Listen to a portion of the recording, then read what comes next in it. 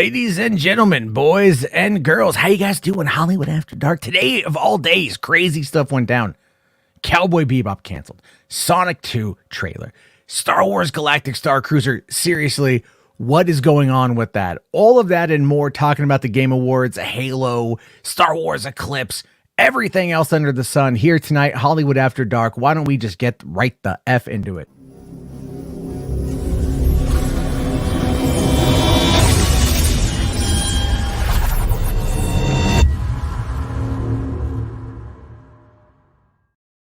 Hey everyone, how you guys doing? Welcome to the party. It's been a hell of a day if you've been following anything involving movies or gaming movies perhaps, or gaming television shows. You got Halo Infinite now out. I was playing that today. That's a lot of fun. Feels good to go back into the shoes of Master Chief. It feels really good to dive back in to one of my all-time favorite gaming environments. And of course, getting the new teaser for the TV show streaming, I believe, in February on Paramount Plus is pretty damn amazing. So tonight is going to be a locked and loaded night, hopefully full of fun, hopefully full of a lot of fun things to talk about. I do see here that Command Unit, first person to come on in, first person to drop a super chat, 6 shekels, thanks buddy, says Space Marine 2 is coming, let's go. Yes, that is true. Warhammer had a pretty decent showing tonight, actually. At the Game Awards, it was interesting to see that, which got me thinking about Henry Cavill this last week talking about Warhammer on the Graham Norton show. Maybe Warhammer is finally about ready to break into the mainstream. I don't know, but to join me tonight on this glorious night of all nights, it's Thursday night. It's thank God it's Friday tomorrow, but of course I have my friends here. You know them, you love them, RJ and Anna. How's it going, peeps? Hey, what's up, man? Not too much. I just drank a large, 450 milligram coffee. I could tell a little bit. Yeah, I bought it this afternoon and I put it in my fridge. I'm like, I'm just going to sip on this tonight. And then I'm like, well, I'm going out driving and it's been kind of a stressful day. Matt's high on caffeine, I see. Well, it's the only kind of drug I allow myself to have. Right. It's been a very interesting day. In between all the announcements and everything else going on, there's just a lot going on today. There's a lot happening. It's been a little wild. I think I don't know if anyone here has been paying attention to some of the Snyder drama going on. I guess it's all ridiculous nonsense. But that, of course, is just par for the course with the, I guess. When is there not drama, to be fair? Well, I mean, here's the thing with the Snyder Cut drama. It's like, look, I get people out there want it to continue. I want it to continue. You guys want it to continue. The chat wants it to continue. The difference between, I think, us and the other side is that it's like, we're like, yeah, we want it to continue, but let's actually look at what is realistically happening, And then the other side is faith, Alfred, faith. And it's like, fuck faith. Fuck faith. Faith isn't something that is tangible in this moment. You know what I mean? Give me something that is tangible. And then if anyone says, well, the Snyder Cut, it wasn't supposed to exist. It was shot. It was filmed. It was in the can. We know it was there. Eventually, it was going to get worked on. That's not even a question. What I'm talking about is pulling something out of thin air and making it a reality when everything is scattered to the wind. See, yeah, I know I want to talk about this all night because I feel like at this point, I think I said what I had to say in certain chats. At this point, the conversation is not progressing anywhere and it's not progressing positively any direction. So it's kind of like why I feel like some people throw their hands up in the air and say, I'm just done talking about it. Because at this point, it feels like a fruitless endeavor. But at the end of the day, I think there's nuance and there's a middle ground here with everybody that most people aren't seeing. Because I feel like there's just so much emotion tied in everything right now, So no, I understand that, and my whole take on it has to do with the fact that I can see the nuance on the other side. I get why people feel the way that they feel.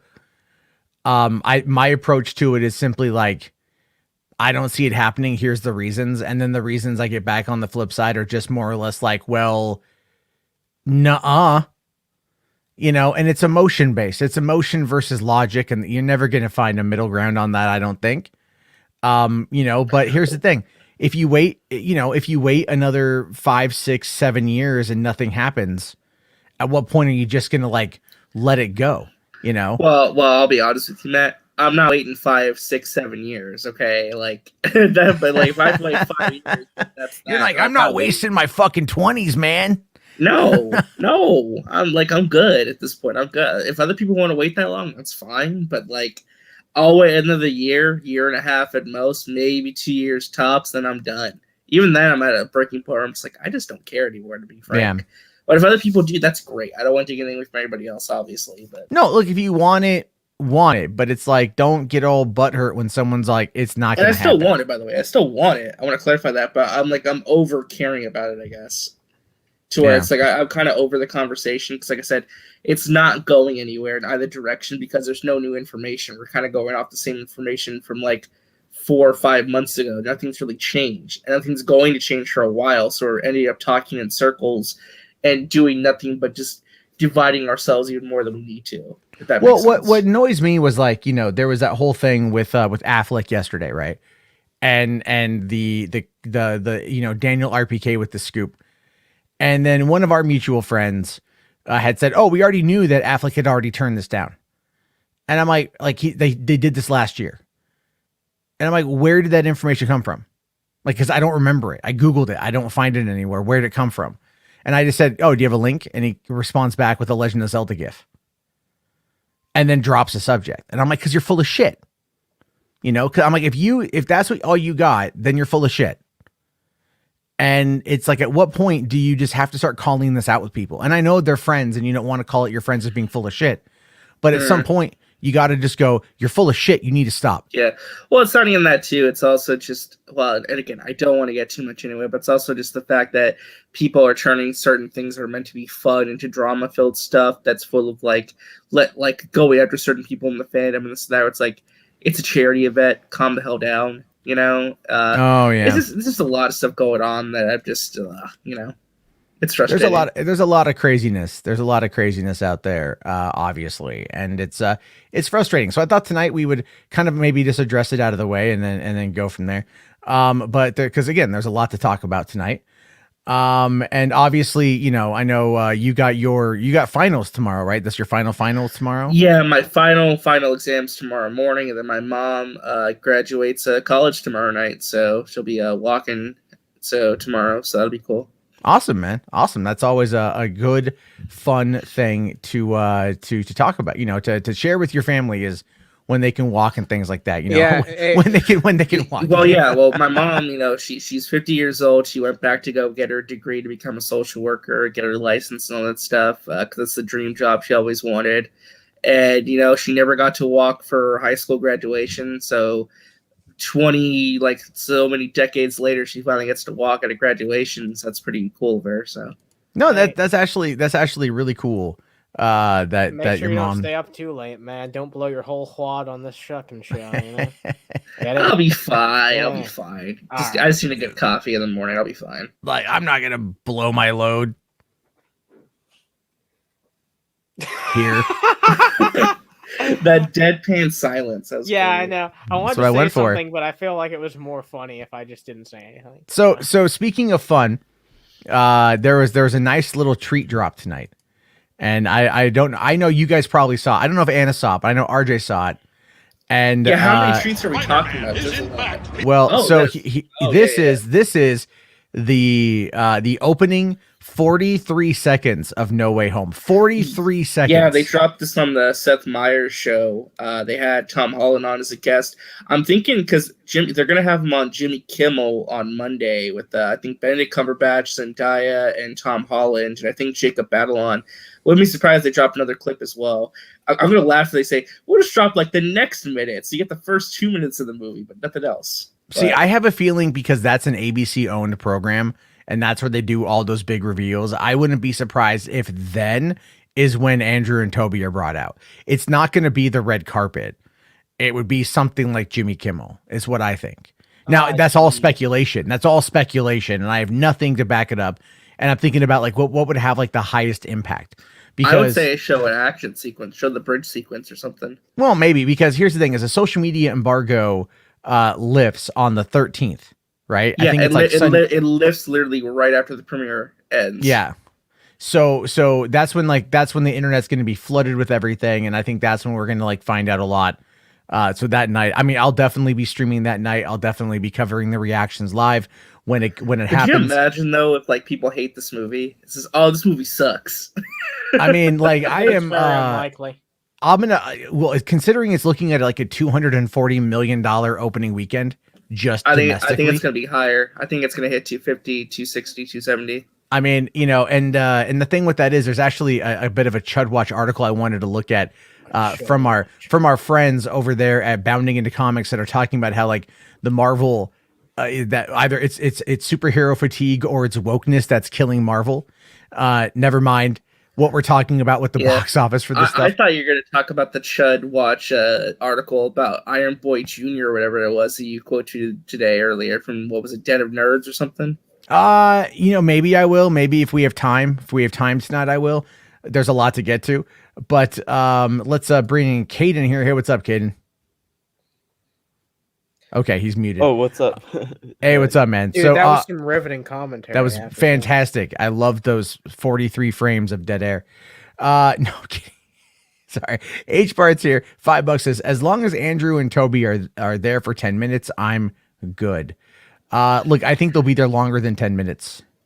See, that I don't know if I want to say anything, but it's like I feel like all the scoopers are being fed bad information. I feel like nothing we've heard about this movie is going to be true, because now there's some of the scoopers like Ember saying, "Oh, they're cutting out all these scenes. They're cutting out a lot of these great scenes we heard about." Scenes at this point. Well, my thing is like, if Toby and Andrew were in the movie, why would you cut out any scenes with them in it? You put all of that in there. By the time like a month ago, the final draft should have been submitted, and then they'll finish the visual effects. Like that's like, so any like thing saying, "Oh, scenes are cut," either that's old information or not true at all. Yeah, so that's why I feel like it's just weird. I feel like the closer we get to this movie, it feels like we know absolutely nothing at the same time. It's really strange. Well, I think it's gonna, you know, it's gonna be Doctor Strange. Yes, Doctor Strange. There we go. But all right, let's check out this 43 seconds. Actually, hold on. Let me just make sure that that YouTube is not gonna eat my shit. I wanted to just double check my backroom info here because it's 43. I think we'll be fine. Spider-Man is in fact Peter Parker. Are you Spider-Man's girlfriend? Is in fact. Are you Spider-Man's girlfriend? Whoa, please don't touch her. You're just a kid. You murdered Mysterio? Helped him murder Mysterio? No, I didn't. Come on, Anybody? All this time, people looked up to this boy and called him a hero. Well, I'll tell you what I call him. Public enemy number one. I never want to do this ever again! MJ, I'm so sorry, but I can't see anything with your hand in my...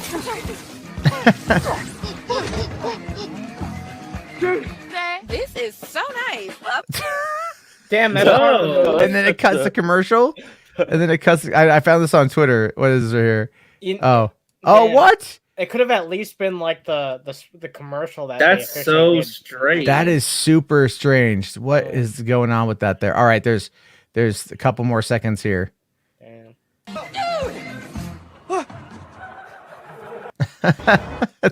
That looks good. I was in it. That 43 seconds. I was in it. I was wanting to see where it was gonna go. That's so strange because for a reason that commercial cut off because Ned calls him. He's like, "Dude," and it just goes, "Dude." Now, did you catch this right here? Rogers. The Rogers and the Fortnite. I did not notice Fortnite. And Fortnite right Wait, there. all right. I'm gonna pretend that's not there. Okay. Hey, well, Spider-Man just went into Fortnite, so yeah, he just did his promotion for No Way Home. Don't say that. He's in the same battle pass with The Rock. I'm disappointed. Yeah, I know. I was watching the Game Awards tonight, Just and it's embrace Fortnite.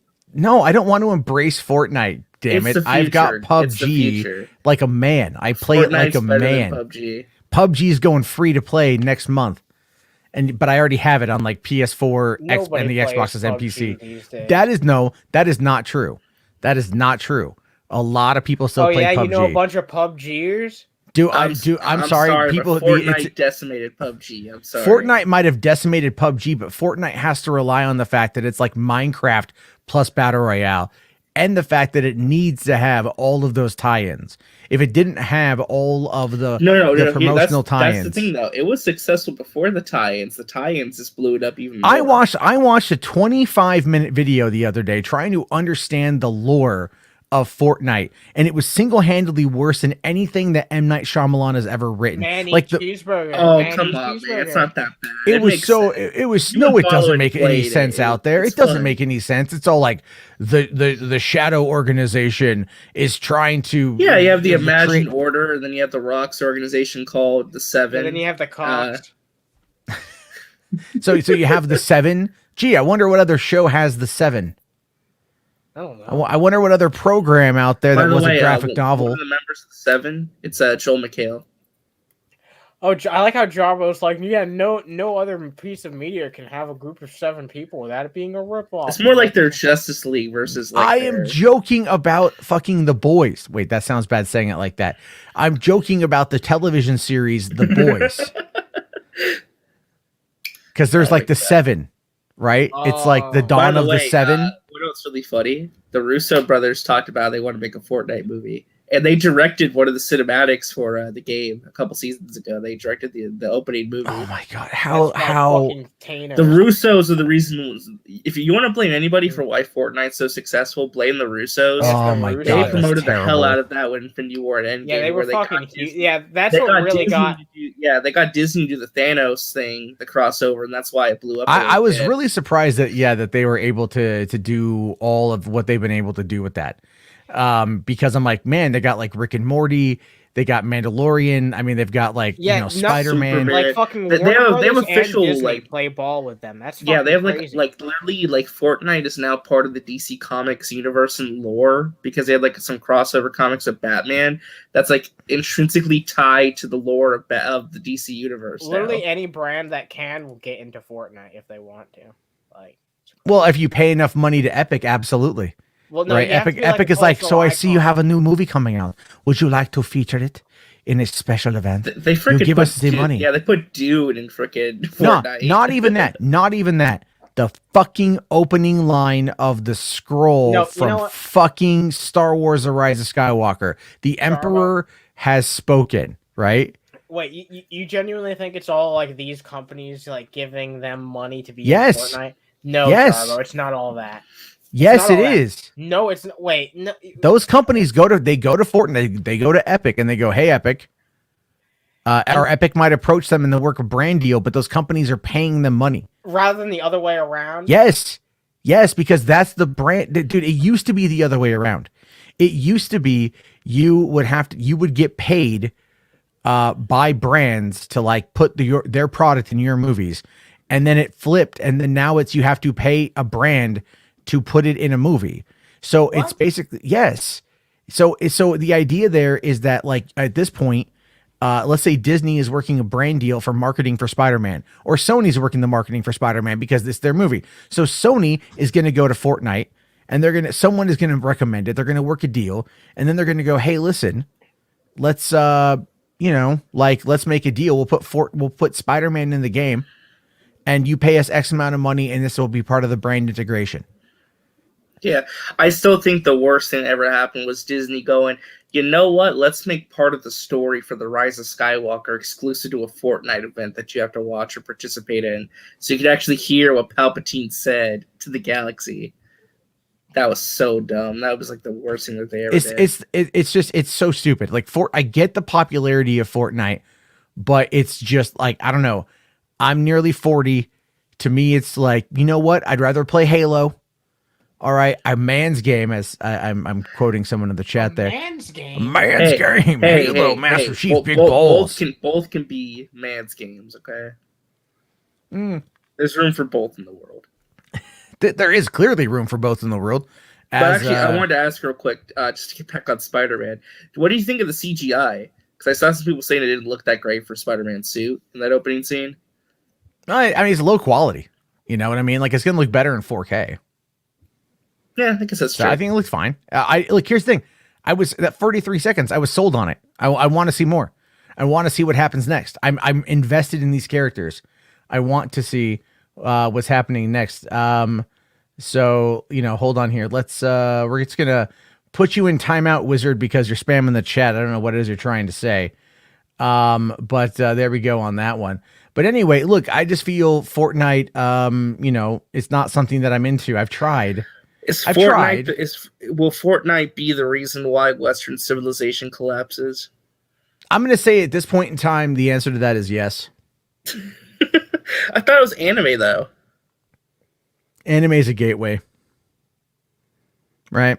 Anime is a gateway. Here's the thing is they go like, what we need to do, you guys? We need to put Naruto into one of these games and put it into Fortnite. So they get Naruto in Fortnite. That blew up. That blew up the game even more because that was huge. Yeah, and then what happens is you get a whole bunch of anime freaks going into Fortnite and then learning how to handle guns. And by that I don't mean realistically, but they believe it's realistically because they're children. And then they get a gun and they go to a school. It's just a pipeline to school shooting is what it is. Funny thing is, I was just like, Holy shit. I saw that there's a I'm kidding, right? Yeah, no, I know you're kidding. But does the YouTube employee watching this know that you're kidding? At this point, listen to another 5 seconds and you know that I'm kidding. But there was, by the way, a school shooting stopped today in Michigan. Because someone had seen something and said something and they stopped the kid, and the kid had a rifle and a whole bunch of magazines, and they had ear protectors in order to, and they were ready to go and eviscerate a school. And that was stopped today because somebody said something and they saw something. So that's the whole point, is like, at least there was some good news out of that. But what I'm saying here is that it's like, yeah, if we're jokingly talking about the fall of Western civilization. So what's gonna bring about that? A whole bunch of virgin incels who are pissed off that they finally just maxed out their cum rag, that they now need to take out that aggression on something else. And now video games are out of way because no more Wi-Fi, so they just do the next best thing. IRL blood sports. Oh my god.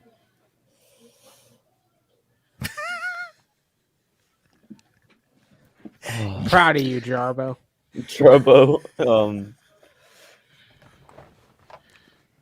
Okay.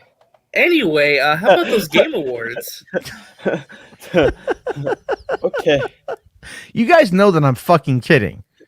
No, we know. Do we? Jesus. Yeah.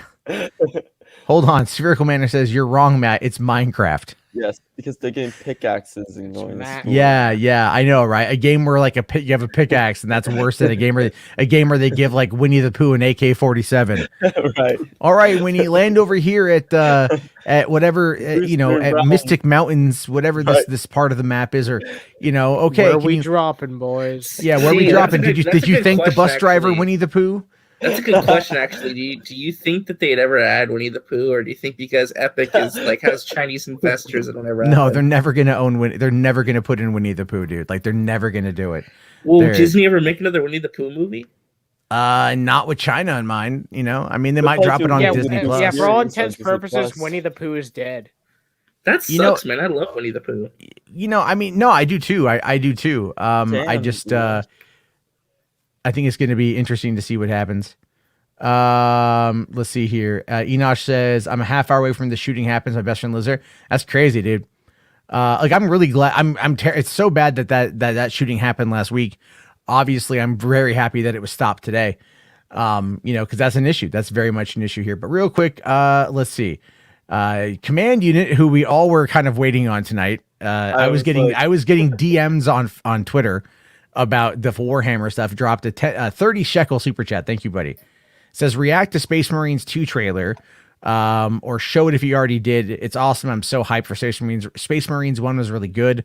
Also, not a Gears of War ripoff because there's no cover system.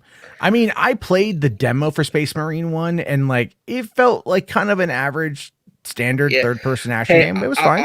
I'll say this, dude. That Space Marine 2 trailer looked fucking awesome. Yeah, we'll watch it. We'll definitely watch it here. And then he also says Space Marines are the cover.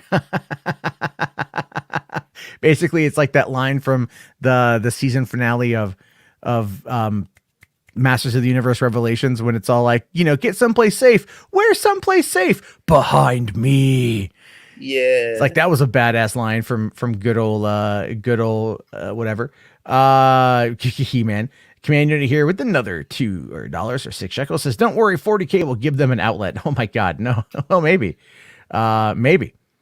Let's see here. Jordan says Matt lives up to his catchphrase. He says inappropriate things. Thank you. I mean, that's just Matt 24/7. That is me 24/7, and I am over caffeinated right now and very tired. So I mean, like, you Not a know, good mixture. I could have a couple gamer moments. No, I'm not gonna have a gamer moment, you guys. Okay, I'm not gonna. We'll have a Jesus. gamer moment. Hey, oh, do you not know that meme? That meme for the PewDiePie, just post a picture of PewDiePie in the PUBG bridge. yeah. Do you Yeah. know that one? Yeah, I do. Yeah, that one right there. That's that was like, you know, I thought that was like really interesting how he just totally got like he just said it, you know, and then it really makes you wonder like how many times he has said it before. You know what I mean? I don't think you want to know the answer to that. Probably not. Probably not. Yvonne here says, Matt, you have had gamer moments. I plead the fifth on that to an extent. Not as much as you might have. Never that word specifically. When I used to play Gears of War multiplayer back in 2006, I got heavily into it. And if I died, I would say things that are like not that, but like in the realm of leading up to it. Yeah, things you should never probably say publicly. It was mostly a lot of the C word. Okay. You know, Well, like dude, things like that. Dude, but I like, mean, yeah. you were around, Matt. I mean, you played like Halo 3 back in the day and Modern Warfare 2. Those lobbies, man, holy shit.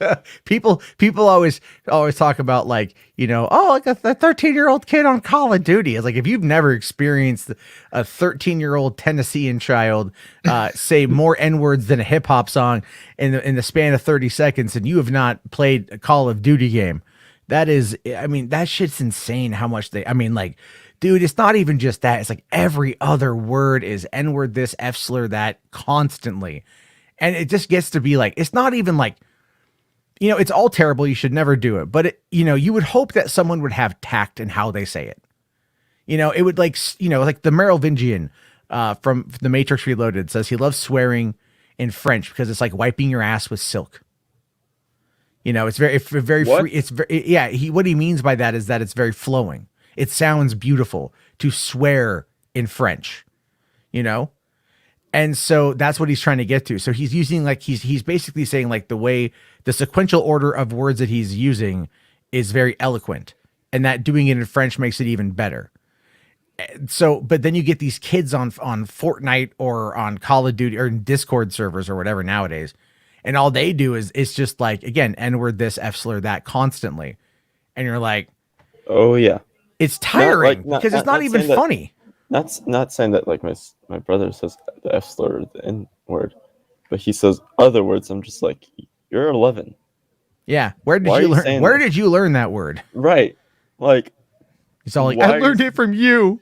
I I'm like- learned it from you. I'm like, no, you didn't. Oh, no. Wash my mouth around you. Oh man, my kid the other day, like my girlfriend has a tendency of saying like, "Are you fucking kidding me?" When like, you know, just like she blurts it out, right? And then my daughter, my 4-year-old, will just go like, she'll just get upset and she'll be like, "Are you fucking kidding me?" And then I'm like, I look at my girlfriend, I'm like, ooh, because you know, like you can kind of tell like they pick up certain terms. Yeah. And then like the other day though, we're driving and this dude cuts me off in traffic, and I get road rage. I get that from my mom, and then without even thinking, I just went like, "Are you fucking kidding me?" Right? And then my daughter's taking my daughter to school, and then she just goes, "Are you fucking kidding me?" And I'm like, "You stop! You don't say that right now. You You know, don't say that right now. you don't say that at all. Like, no, tablet. Yeah. Tablet tonight. no, you don't take that to school with you, okay?" And then we get Right. to school, and our teacher, she gets out of the car and she's all like, "Daddy yelled at me," and I'm all like, "'Cause you gotta listen." You got... I love You can't be saying that, or you gotta be careful. you gotta be careful. You don't know who's listening. The things that you say, the things that you gotta be careful on your kids. But the thing is, as you get older, you become more careful about it. And I was listening to this. I was listening to Dane Force Adversity does this podcast called The Beta Boys, and they had their first episode yesterday. I was catching a replay of it, and they got on the subject about like edgy humor and like this one other, I guess you could say, like a lefty YouTuber named Xander Hall. I don't know much about him personally, but like he was laughing at like content that had the N-word in it, and this other guy on there was kind of like was like kind of giving him shit about that. And I thought about it, and I'm like, look, and this is kind of, we'll get back to the movie stuff here in a second, but on the subject of Xbox Live and all the subject of these gamer moments that, we kind of colloquially use, it's because it's taboo in the way that it's presented, and any kid, any person really, if you say something is off limits, as much as you say certain things are off limits, especially in the social space, people are going to do it. It's always the case. Cat. Just like a cat, Cats are just like that. If you tell them not to do something, they'll do the exact fucking opposite as much as they can. Exactly. And that's kind of like how they do things. You know what I mean? And so you got to like, again, it's not like, I'm not saying like give everyone a free pass, say what you want. I mean, I believe in free speech, but obviously it's like, hey, understand, read the room of where you are, obviously. And like, understand words have power. But what I mean is like, we need to find a better way to address these rather than just try to like smack people on the hand with a ruler. Because, hey, listen, my parents could tell me until the cows came home that smoking was bad and that I shouldn't do it. But guess what? They both smoked, and they smoked in front of me. And so if you have kids out there that are hearing these things in front of them from their parents, they're going to pick up on it, Because if you want to talk about racism in general, racism is learned. It's not taught. It's something that it's generational. These kids pick it up from their family more often than not. And so it becomes this thing where it's like having those discussions and understanding how to address these situations rather than the way our society does through overreaction on social media, I think is a better call for action. But anyway, I agree with Taylor here. All this is one reason why I play single player games. Yes. Or I just mute everybody. Off at school and just yells at the teacher. Fix it. Yeah. No. No. You have me fix this. No, I don't do that at all. No, my daughter, I drop my daughter off and she goes, "Bye, Daddy. Love you, Daddy. See you later, Daddy." Bye. So she's waving at me as I pick her up or as I drop her off. And then as I go to pick her up, she's waiting out there with the teachers. She'll see my car and I'll hear her just go, "Daddy." And then she's got a big smile on her face. And I park the car and I get out. She comes over, gives me a big old hug. And she's like, "Daddy, I missed you." And then I put her in the car and, we sing songs. I think today we were singing "Let It Go" because I hate my life. You just want to let it go.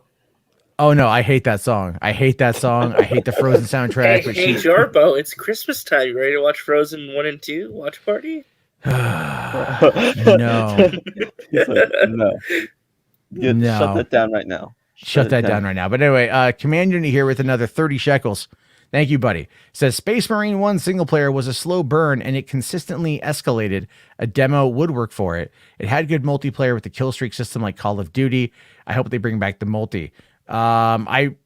Is it on? Like, what system is it on? Like, I mean, it's on Space Marine 1. Like, when did that one come out? It's a third person hack and slash. Yeah, it's by Relic and THQ. Yeah. 2011. That's right. Okay. It was on PS3. Wow, it's been 10 years? Yeah. Wow. That's what I don't get, though. It's like that the Warhammer is popular, so it's like they take their time. I mean, there's a lot of games. Because Space Marine 1 wasn't the only Warhammer game there. There was that Vermintide 2 game. So that was there as well. Thank you for that, Command Unit. And then he also says here, a demo wouldn't work for it. No, there was a demo for it. It was like a part of a level, or you hack and slash.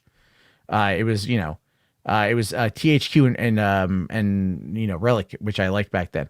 And then hold on. Jess here says, give me my Animal Crossing's RPGs and adventure action games. You know, I will say Animal Crossing got left out in the cold tonight for best ongoing game. It doesn't receive like that regular update. But we've got it only got like one big update. So, yeah. Well, yeah, that's true. All right, let's see. We got Beta Dexter Lounge, which is Dexter Lounge. It is Enosh. Hey, what's up, man? No, it's not. It is I Enosh. don't think so.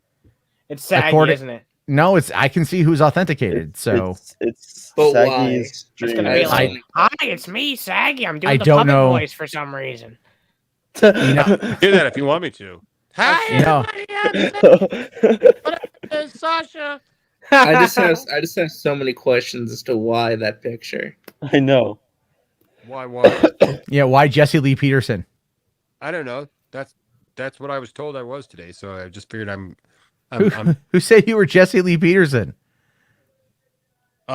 somebody posted that I was a beta. That this is this GIF here. So I'm just trying out new things, man. You know. I mean, generally speaking, I would argue that like maybe being Sigma would be maybe an idea. Look, it's just a GIF. I don't know. I'm just trying out new things. Like I figure, like this is what people want out of me. So I'm just. I don't think people want you to try new things. I mean, I don't know. I don't know what they've been asking of you to do. I'm down. Oh, okay. Like, all right. Sure. What's up? Not much. We were talking about the Game Awards that went on tonight. Well, I was listening to when you guys were talking about the whole school shooting thing because that happened right by me. I was trying to get in, but for some reason, like YouTube wouldn't authenticate my thing for some reason. I don't know why. That's weird. Yeah. Well, mostly we were just. I mean, I was making a very off-color, horrible joke, and I kind of heard part of it, and then but then I kept going away from it because I'm on my phone. So I heard part of the joke, but then I heard everybody kind of responding to the joke afterwards. So we were talking about Fortnite being the end of modern civilization, and I basically argued that the anime Fortnite school shooting pipeline is alive and well. Oh wow. Yeah. Anyway, Sonic the Hedgehog. My kids had to stay home from school 2 days last week because here in Michigan, everybody shut down everything for like 2 days because there were like threats everywhere. Because I was in high school when Columbine happened. I was a junior when Columbine happened, and we didn't stay home the next day, but there were threats everywhere. Interestingly enough, I think it was May 17th, 1999 was the big threat. There was a real big threat that day. And half the school decided to take the day off of school because they were afraid to go in. It also happened to coincide with the opening of the Phantom Menace. Oh boy. Which a lot of people took that opportunity to go and watch the Phantom Menace and not go to school. I myself didn't go to school. Saw it twice in 24 hours. And ended up, the thing is though, but the teachers were pissed because the teachers thought that it was a hoax that was perpetrated just to get the day off of school. Oh. And you know what? I mean, I have no idea if it was or wasn't. I don't know where the rumor originated. It just made its way through my high school.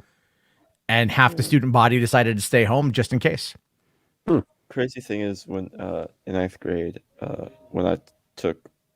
after winter break, I took a whole semester off because I was being bullied and I wasn't doing well. So like that was apparently a school shooting threat in my school, and I was on the list of names of a book of names.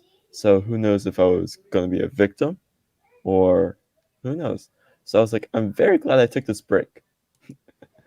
Yeah, no, I sometimes it's, I mean, like I haven't been in a situation like that myself, and I pray that no one ever does, I mean, because I have my two kids and up here in Thurston, the city, Thurston County, the county I'm in, there was a school shooting a couple of years ago.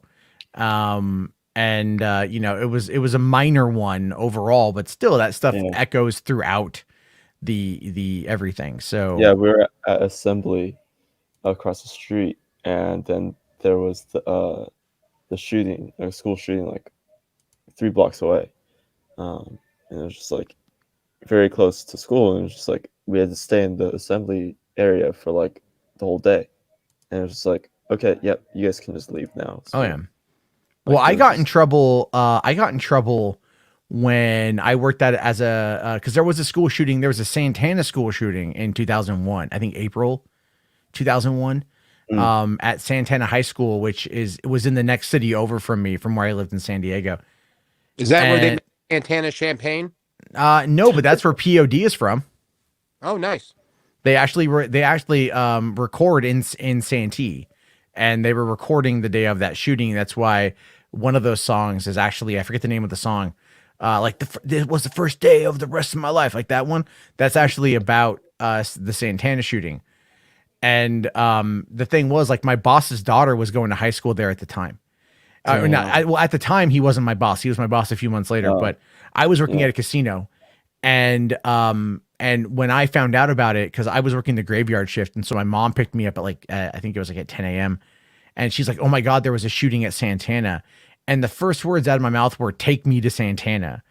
And that got me in trouble with like one of my supervisors. Like heard me say that because she was like, "Why do you want to go there?" And I'm like, for me, it was honestly a social experiment. Like I wanted to kind of feel the energy, however weird that is. I just wanted to, like, because we see all the shit on TV all the time about, like, disasters that happen or things that happen. And then it's always like, you watch the news coverage of it and there's an energy there, but it's like being there. I was 18. I was dumb, but I was just like not thinking straight on that one. So I didn't do it, thank God, but like I got in trouble for it. Like I got pulled into the office. But just like Jordan, the scary part was it was a person that I knew. It was a person I personally knew, and it was just like, because I thought he was my friend, and it was just like just scary to think that like I was on a list to potentially be a victim. Like I'm glad you're safe and sound, dude. I know. Yeah. I was just like, I'm glad my parents decided to take me out of school. There's a lot. I mean, it's hard to tell these days. It really is. You never know what's going to happen with anything, especially as people get. I don't know, man. But anyway, that's a dark subject here. I mean, I know Jess here for $5. Thank you. Says, after Columbine, it was a Salem witch hunt for me. Any geek, including myself, are sent to the principal's office just because someone says something. Oh no, that's true. Damn. Yeah. When I was in my high school, there was this kid who every day wore a business suit, and he had a trench coat, and he had a fedora, and he had a briefcase, and he'd been doing this for years, and we all knew him as that kid. And obviously this was a very nice kid. And when the trench coat mafia shot up the school, and then right after that, there was the fear of trench coats. He actually got suspended for a week because he wore a trench coat, the same trench coat he wore day in and day out underneath or over a 3-piece suit that he wore every day. And so his senior photo was punk rock. He actually, like, he put on like a leather jacket with all the spikes on it, went full metal, right? Damn. Or punk or whatever, as basically a gigantic FU to the system. If there ever was a time for someone to give a middle finger to the system, it was this kid right here. And so it's, that stuff it was very much a witch hunt for a lot of those kind of geeks. And nowadays, I think with the access to the internet and everything, I think parents do need to be more careful with the kind of stuff that their kids are looking at, and being more aware, at least talking to them more. That's the way I take it. But Command Unity here for 15 shekels. Thanks, man. Says, Matt, if you don't be careful with what you say, you could spark a communist revolution. What? No, he's kidding. Also, the delay of Space Marine 2 is mostly because of THQ's death. Yeah, that was a sad thing. I love THQ. That was I hate to hop off early, Jarbo, but I'm getting the sleepies or more than I was expecting. So yeah, I figured as much. It's all good, dude. It's all good. Go get some sleep. Yeah, thanks for having me on, though. I appreciate it. Good night, everyone. Yeah, I'll see you. Have a good one. Lord of the Longbucks here. Holy shit! I was shot 4 times when I was 22. Before that, I'd been shot at and had guns pulled on me. Damn. Jesus, dude. Jesus. Like, I know comic books is fucking hardcore, but damn. I remember there was a big drug bust at my school. That's what someone shot? No, there was police surrounded the whole school, like the whole. So it was like the side street and the front street were all like covered with cops, It was just like it was like 4 cops and like 5 cops on one side, like 4 cop cars, 5 cop cars, just for 3 kids who had weed and 1 kid who had lean. It was just like, wait, 1 kid who had lean? Yeah.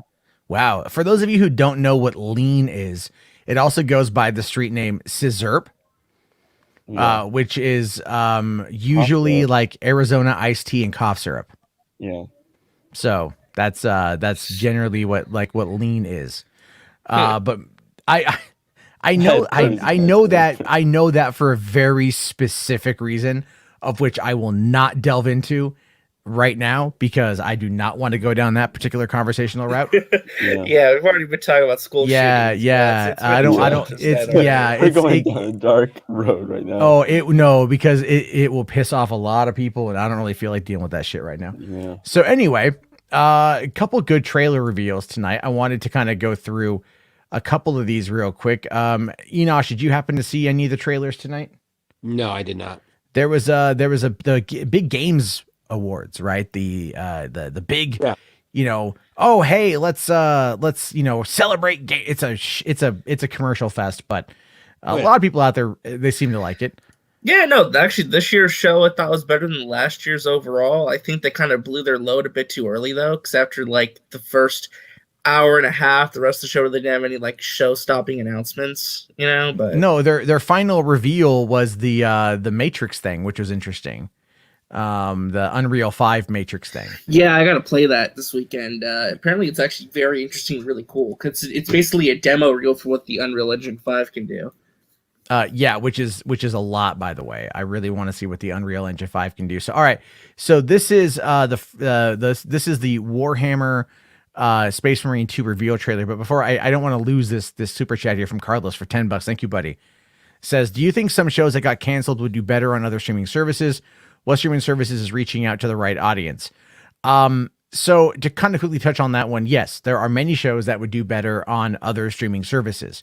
That is why some of those shows will get shopped around when, if they get canceled by one or another. Stuff that's very niche, oriented. Let's say that again. I said, shopped around like your mom.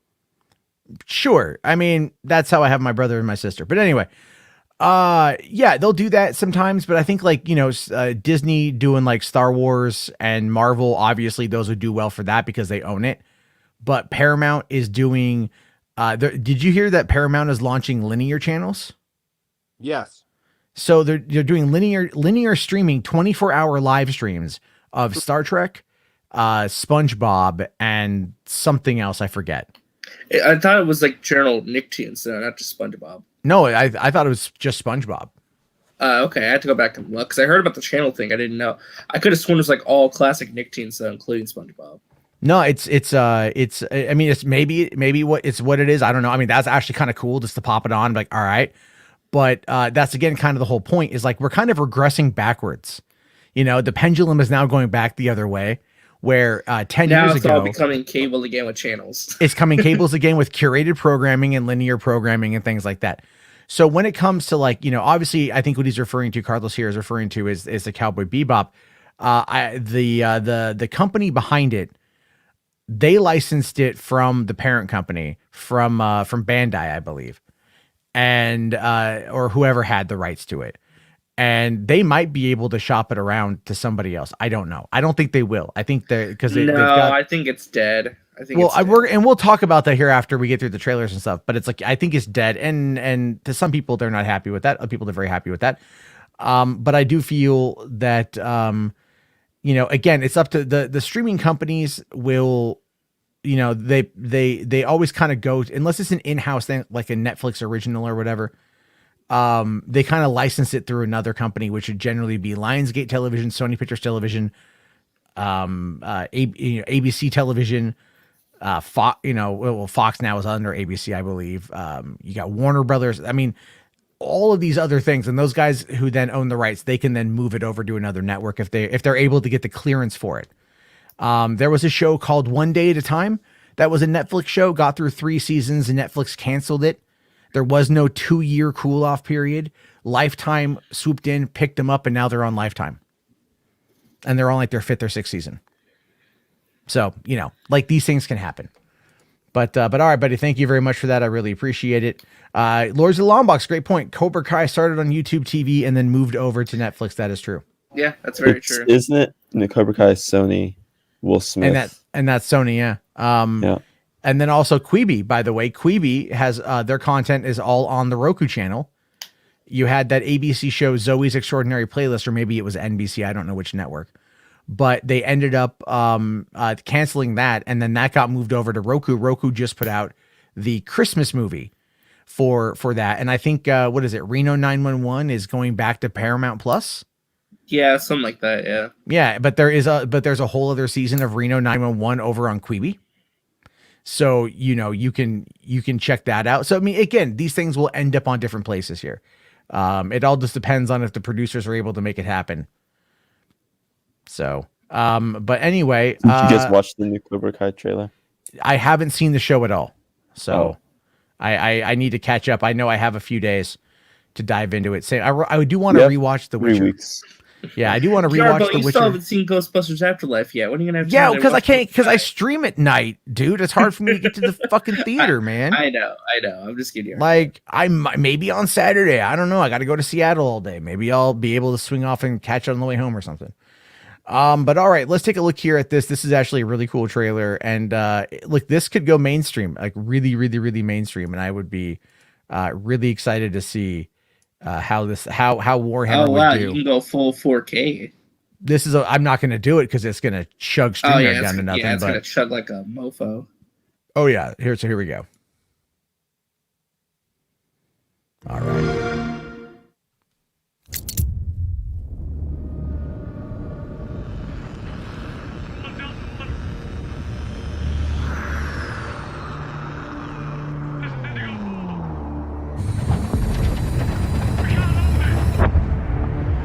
I mean, the cinematography for the trailer is really good. No, it looks cool for sure. I like all of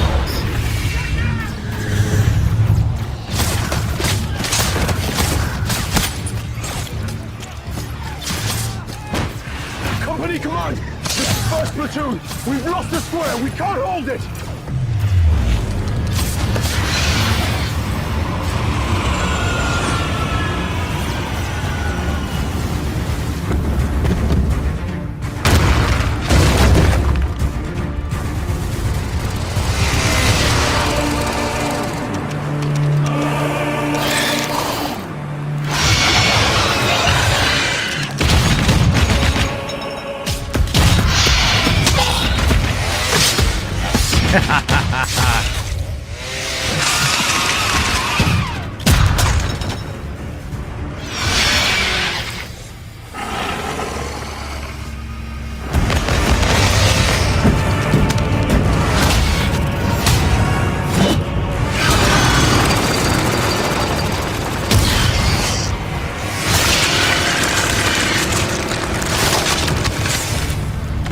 Damn.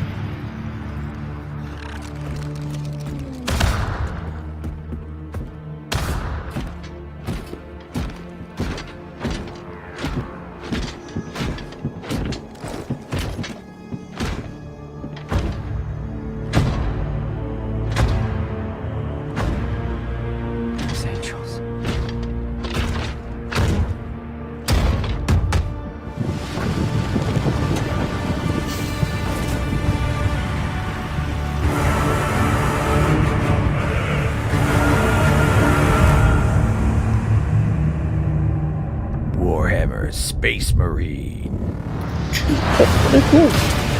Look at this gameplay, though, dude. The gameplay looks amazing. Yeah.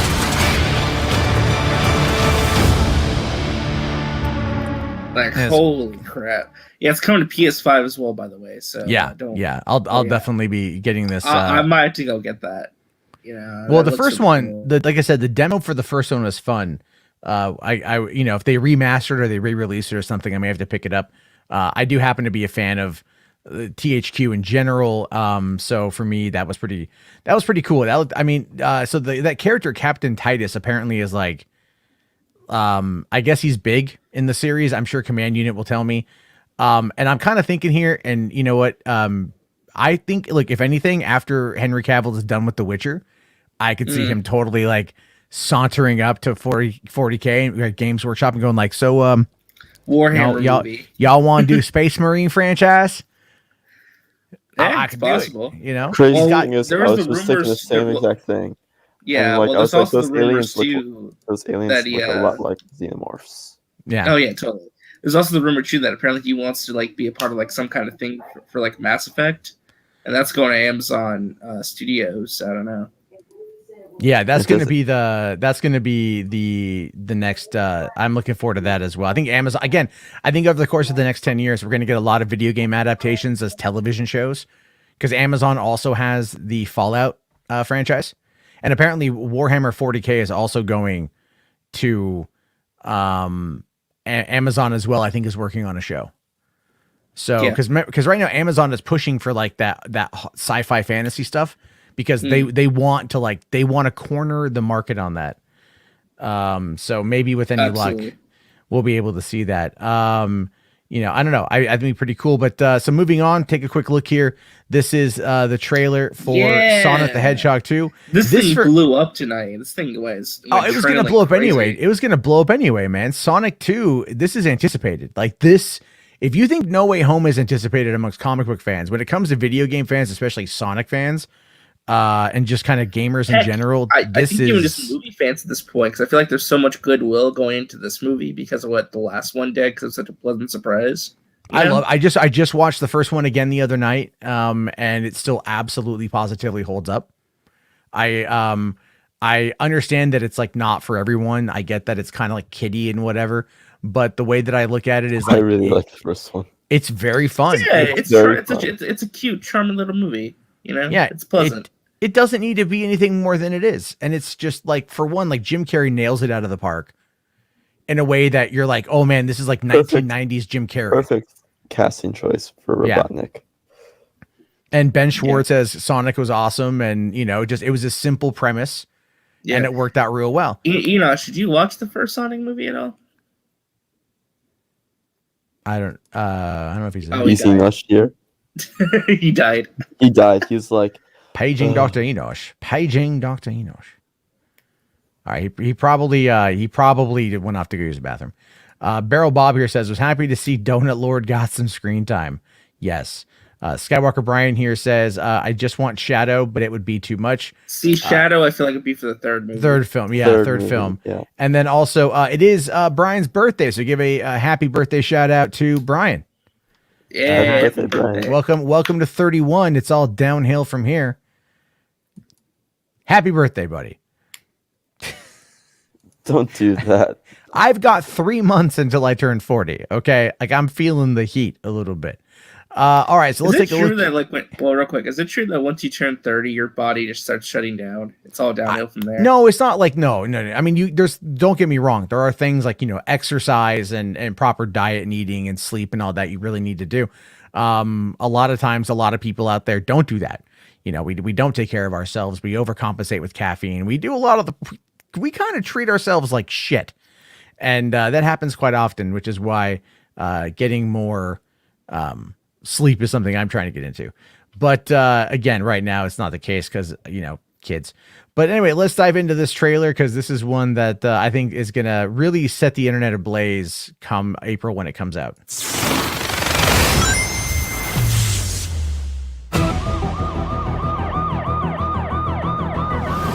I forgot that these movies are set in Seattle. And here we go. Only this one is. The last one's Montana. I love that you want to help make a difference. Mind if I drive? But you're being reckless. Don't worry. Nobody's gonna get hurt. Pretending to be Batman. Blue Justice, trademark pending. You're still just a kid. Woohoo! Trust me, there will come a moment when your powers will be needed. But you don't choose that moment. That moment chooses you. I just got goosebumps. Wait a second, did you steal that from Oprah?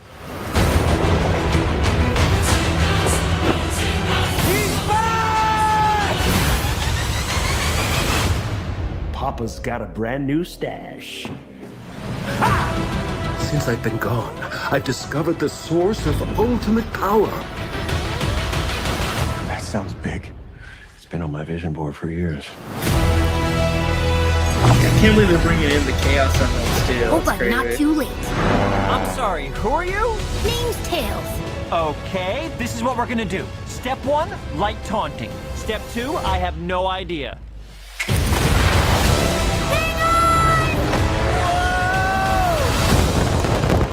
That wasn't too bad. Today's forecast calls for a 100% chance of adventure.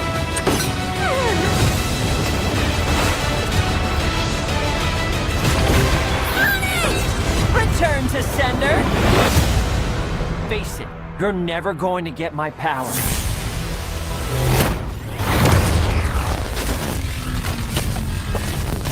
Do I look like I need your power?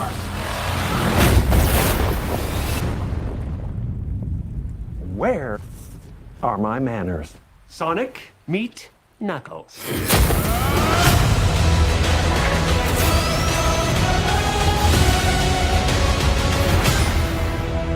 That just looks like super good. Dude, I love like That Knuckles' looks awesome. voice. Knuckles' voice, it sounds different than I imagined it would be, but it's like I feel like it's perfect.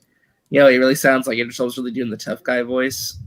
Again, like they're introducing like there's so much lore stuff from the Sonic games. You have the Chaos Emeralds. You Okay, have so Knuckles. I don't play Sonic. So what's the deal with the Chaos Emeralds?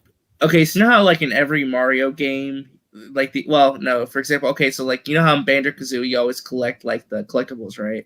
Like the Chaos Emeralds are like the thing you collect in each level, like each of the games. That's what like Dr. Robotnik's trying to collect all of them. You got to collect them before he does. So that's what they do. But like if you collect all of them, that's what turns Sonic into Super Sonic, like the yellow version of him.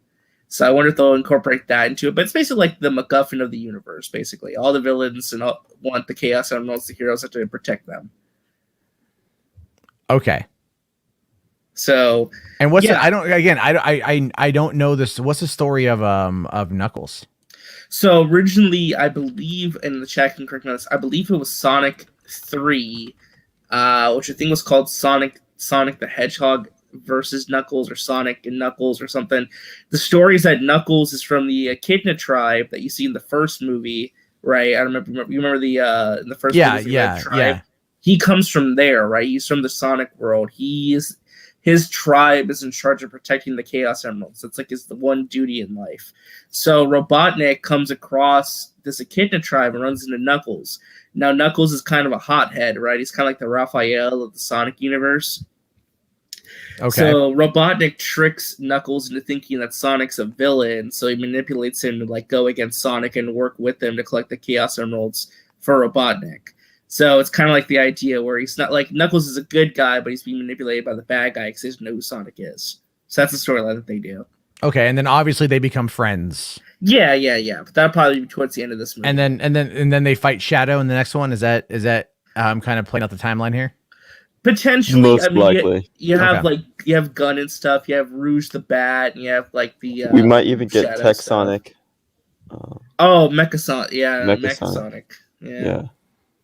Which is the Sonic that Robotnik builds to, because isn't Shadow a dark clone of? Sonic? Kind of. There's a whole storyline with that, but I'm not too well versed in Sonic Adventure 2. But like I said, they're doing so much of the lore with these this is like heavy lore stuff from those games being adapted. Isn't that weird to say? I'm just like, you look at the general concept of Sonic and you're all like, let me tell you fuckers about the lore. About well, I should clarify, right? They're copying like the baseline storyline from the game, because even though the games they're adapting are like the 16-bit Sega Genesis games, those games still had story, right? I mean, obviously you had to fill in a lot of the details where it's like they just use the sprites and the animations to like convey the story. Like here, it's actually gonna be dialogue and stuff. But yeah, like I said, they're adapting the whole introduction of Knuckles' plot line, the Chaos Emeralds. It stands to we'll see if they introduce other characters from the Sonic universe, like Amy or Rouge the Bat and all these other characters, right? Because like I said, this movie has so much to do. Might be in 3.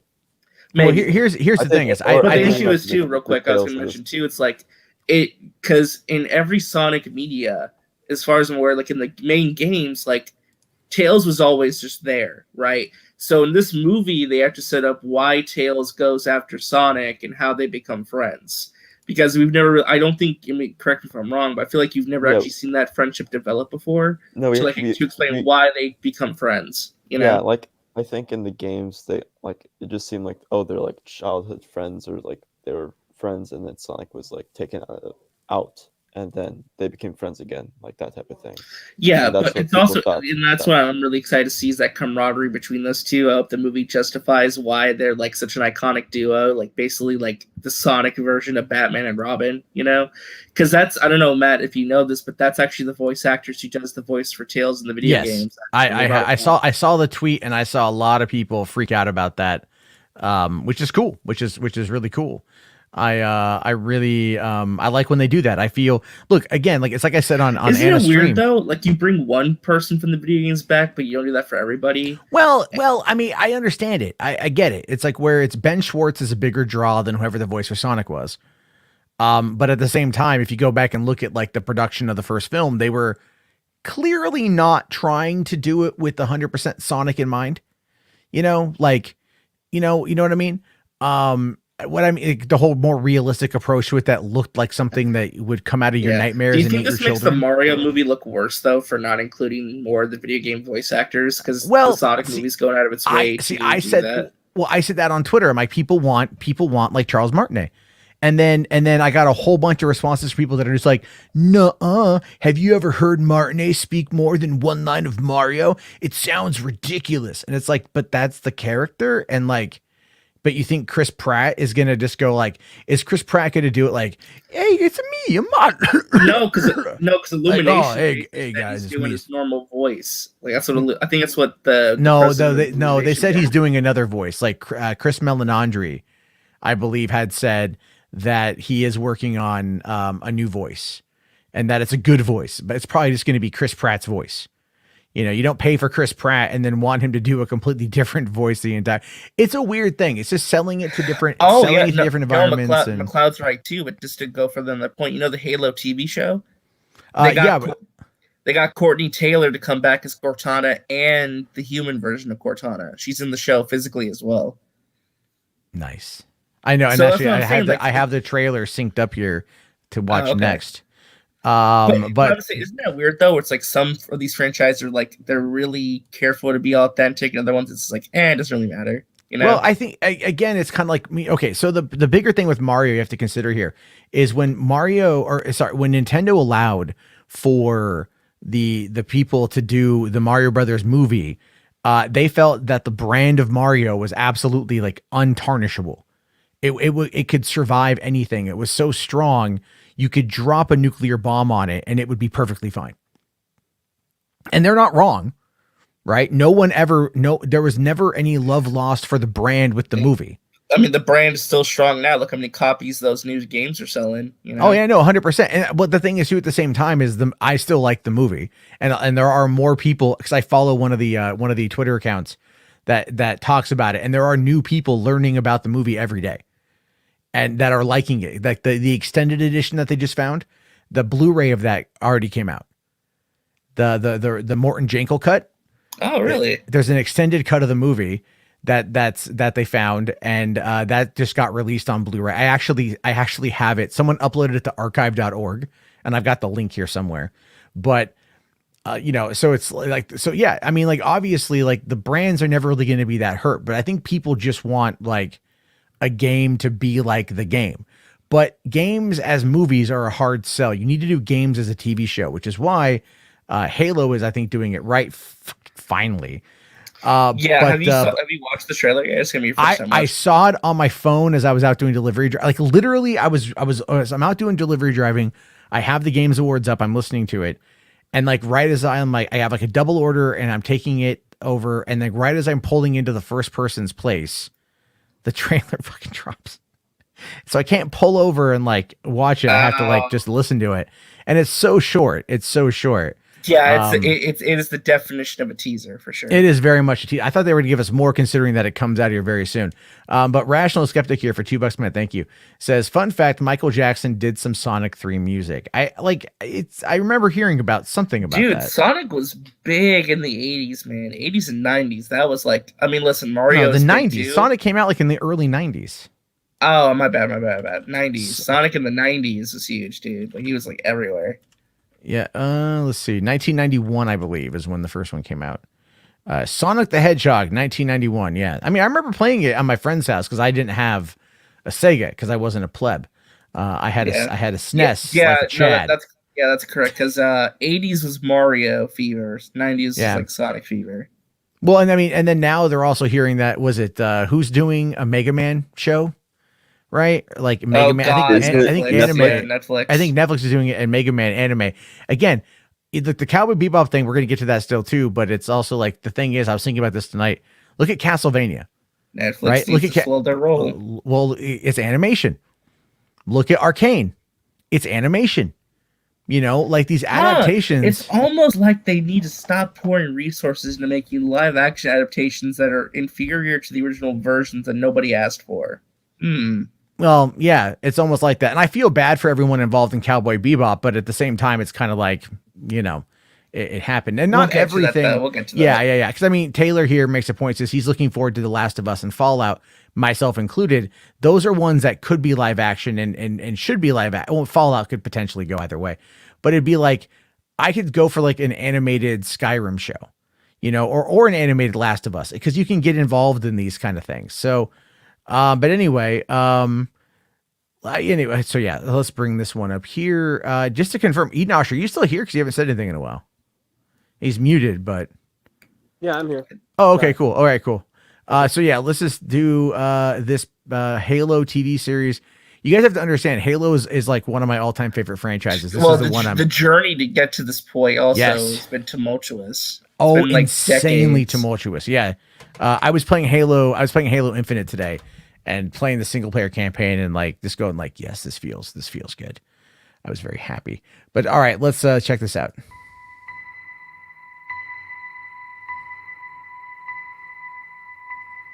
You're special. All right. In fact, I'm counting on it. We're lost in the dark. But you give people hope. And I will always be with you. I see this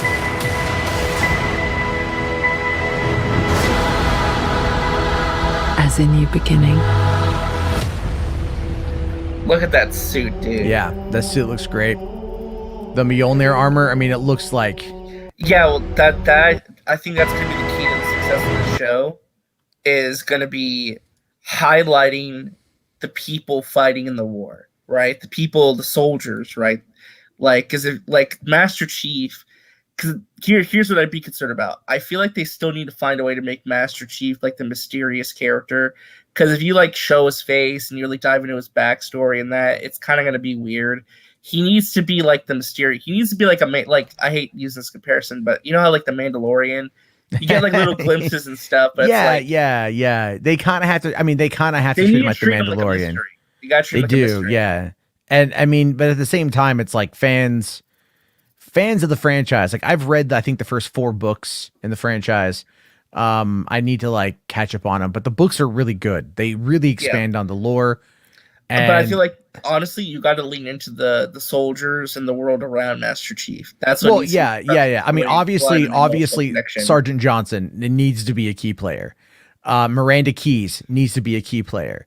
You know, the Commander Keyes needs to pop up. I mean, I don't know if the show is going to tell the story of the first Halo, of the Flood. It might be a prequel. I don't know. It might. Well, because here's the thing with that. I was thinking about that, right? Oh, Commander here says kind of reminds me of the Space Marine 2 trailer. A little bit. I mean, less violence, but I get it. Plus, also, he is a Space Marine as well.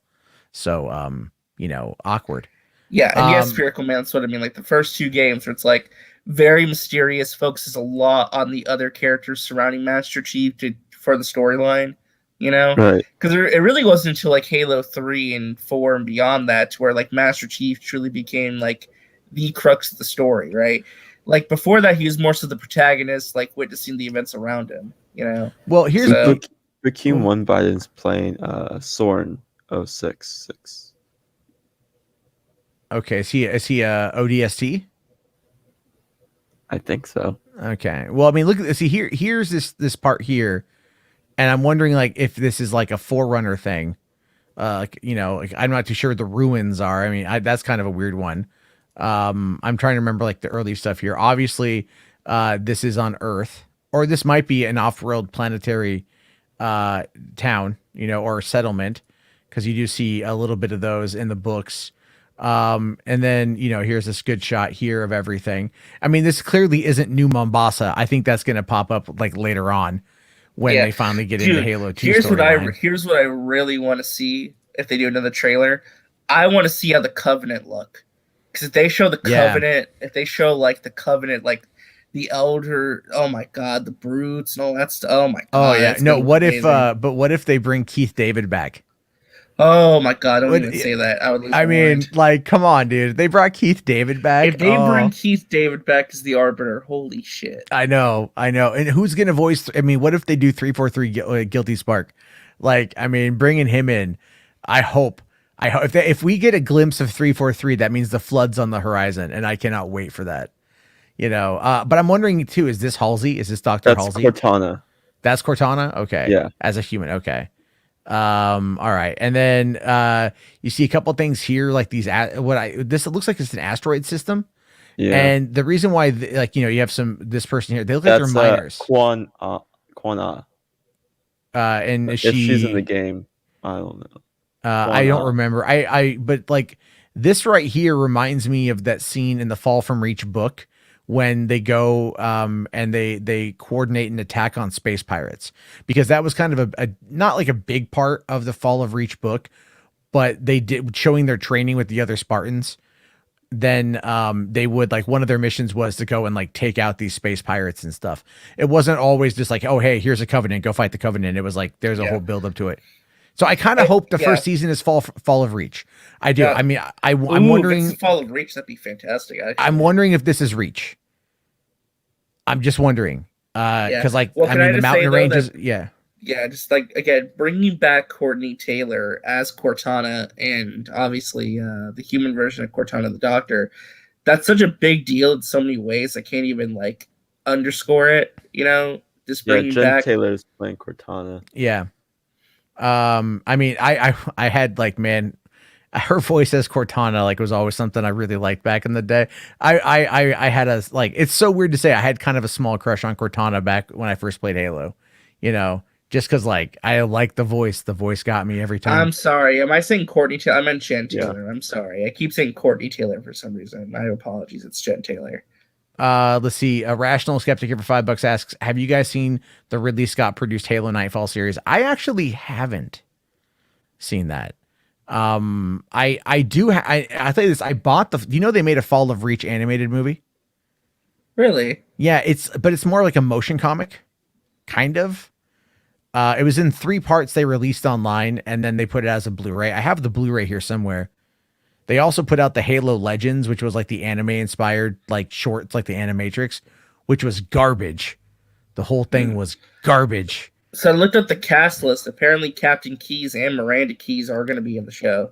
Yeah, but wait, who is playing? But they're not going to get Julie Benson back. As they race bent the roles. The actor playing Captain Keyes is Danny Sapini, and Olive Gray's Dr. Mackenzie. Wait, what? Olive Gray's Dr. Mackenzie Keyes. She's in the trailer. Like, you see her like right after Cortana. Okay. Oh, okay.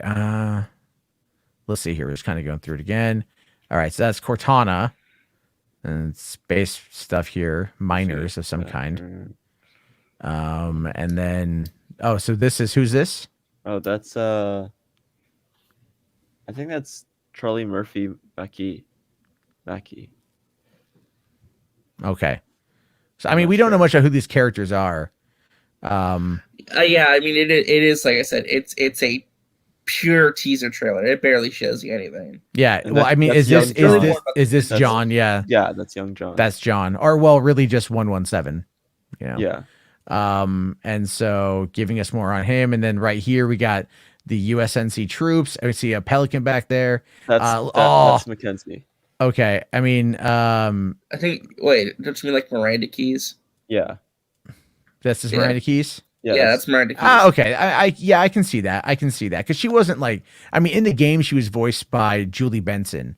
So, but that's fine. And then these are these the other Spartans, or are these the ODST guys? They look like other Spartans, but like they're not the Mjolnir 3 armor, I don't think. I don't know. I'll have to watch. I'll have to go find like an actual breakdown. Say though, I love these suits. I love the way they look. It's perfect. Yeah. Well, I mean, like the thing is, like, if you go and you read the first book, the Flood, right? So like the first book is Fall of Reach, and then the second book is the Flood, which is just the retelling of the first game, but it gives you an alternate storyline with what the ODST troopers were doing while, like, Sergeant Johnson and stuff, what they were doing while Chief was off doing everything else, and you get this nice a nice grounded story about everything on the construct. So I mean, that's the kind of thing I would love for them to adapt, would be the first game. But like, if they're also doing a prequel, we're gonna need a little bit of time getting into it. I just hope they really that the show does well. Like when the story is set and what we're actually getting. Because once we know that, we kind of have a better idea what to expect, I think. Yeah, and I mean, like, at this point, the franchise is so old that it's like, if you're like, yeah, we're just gonna kind of like skirt around the first game, no. And I might be breaking up again. No, you're fine. Okay, I saw the little thing. What else is on here? This guy, I don't know who this guy is. Dig the mustache though. And then of course, Master Chief landing superhero pose. Yeah. Get that good shot. I mean, that's a good looking thing. I just hope the actor's name? Pablo Sciver, I believe his name is. Schreiber. Yeah. Schreiber. I hope Schreibers. According to Wikipedia, Wikipedia's like, you guys hear that too, right? Yeah. The town, with a population of approximately 1,100 people, is almost completely located inside the geographic township of Priska, with a small western portion of the town in the southeast of Kilrain Township. Crazy. Well, there you go. Let's see. Command Unit here for 5 super chat. Thank you, buddy. Says, I only like the first game, and I don't specifically know why. I think the mood and the setting of the first one just sold it to me. I get that. But I'll put it to you like this, man. Like, when you get into Halo 2, Halo 2 is fucking incredible. Halo 2 is incredible. Halo 3 is good too, but like Halo 2 is like, I think, pinnacle Bungie. Except for the fucking Jackal snipers. Fuck those guys. Well, yeah. Also, the ending was kind of shit. Like, well, the ending was like it was direct, that's like kind of like the cliffhanger ending, like going right to 3. You know? I know, but it caught, but it just kind of happened so abruptly. Well, the development of Halo 2 was like so fucking crazy. It was. They barely finished that game.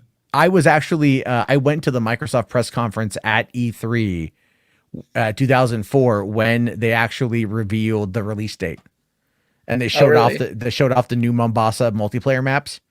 I was in the theater at the press conference. I was drunk as fuck because they were feeding us booze, like, what was it, vodka martinis, or vodka appletinis, and like Bud Light was what they had on tap out front, and like teriyaki chicken like on skewers. It was weird.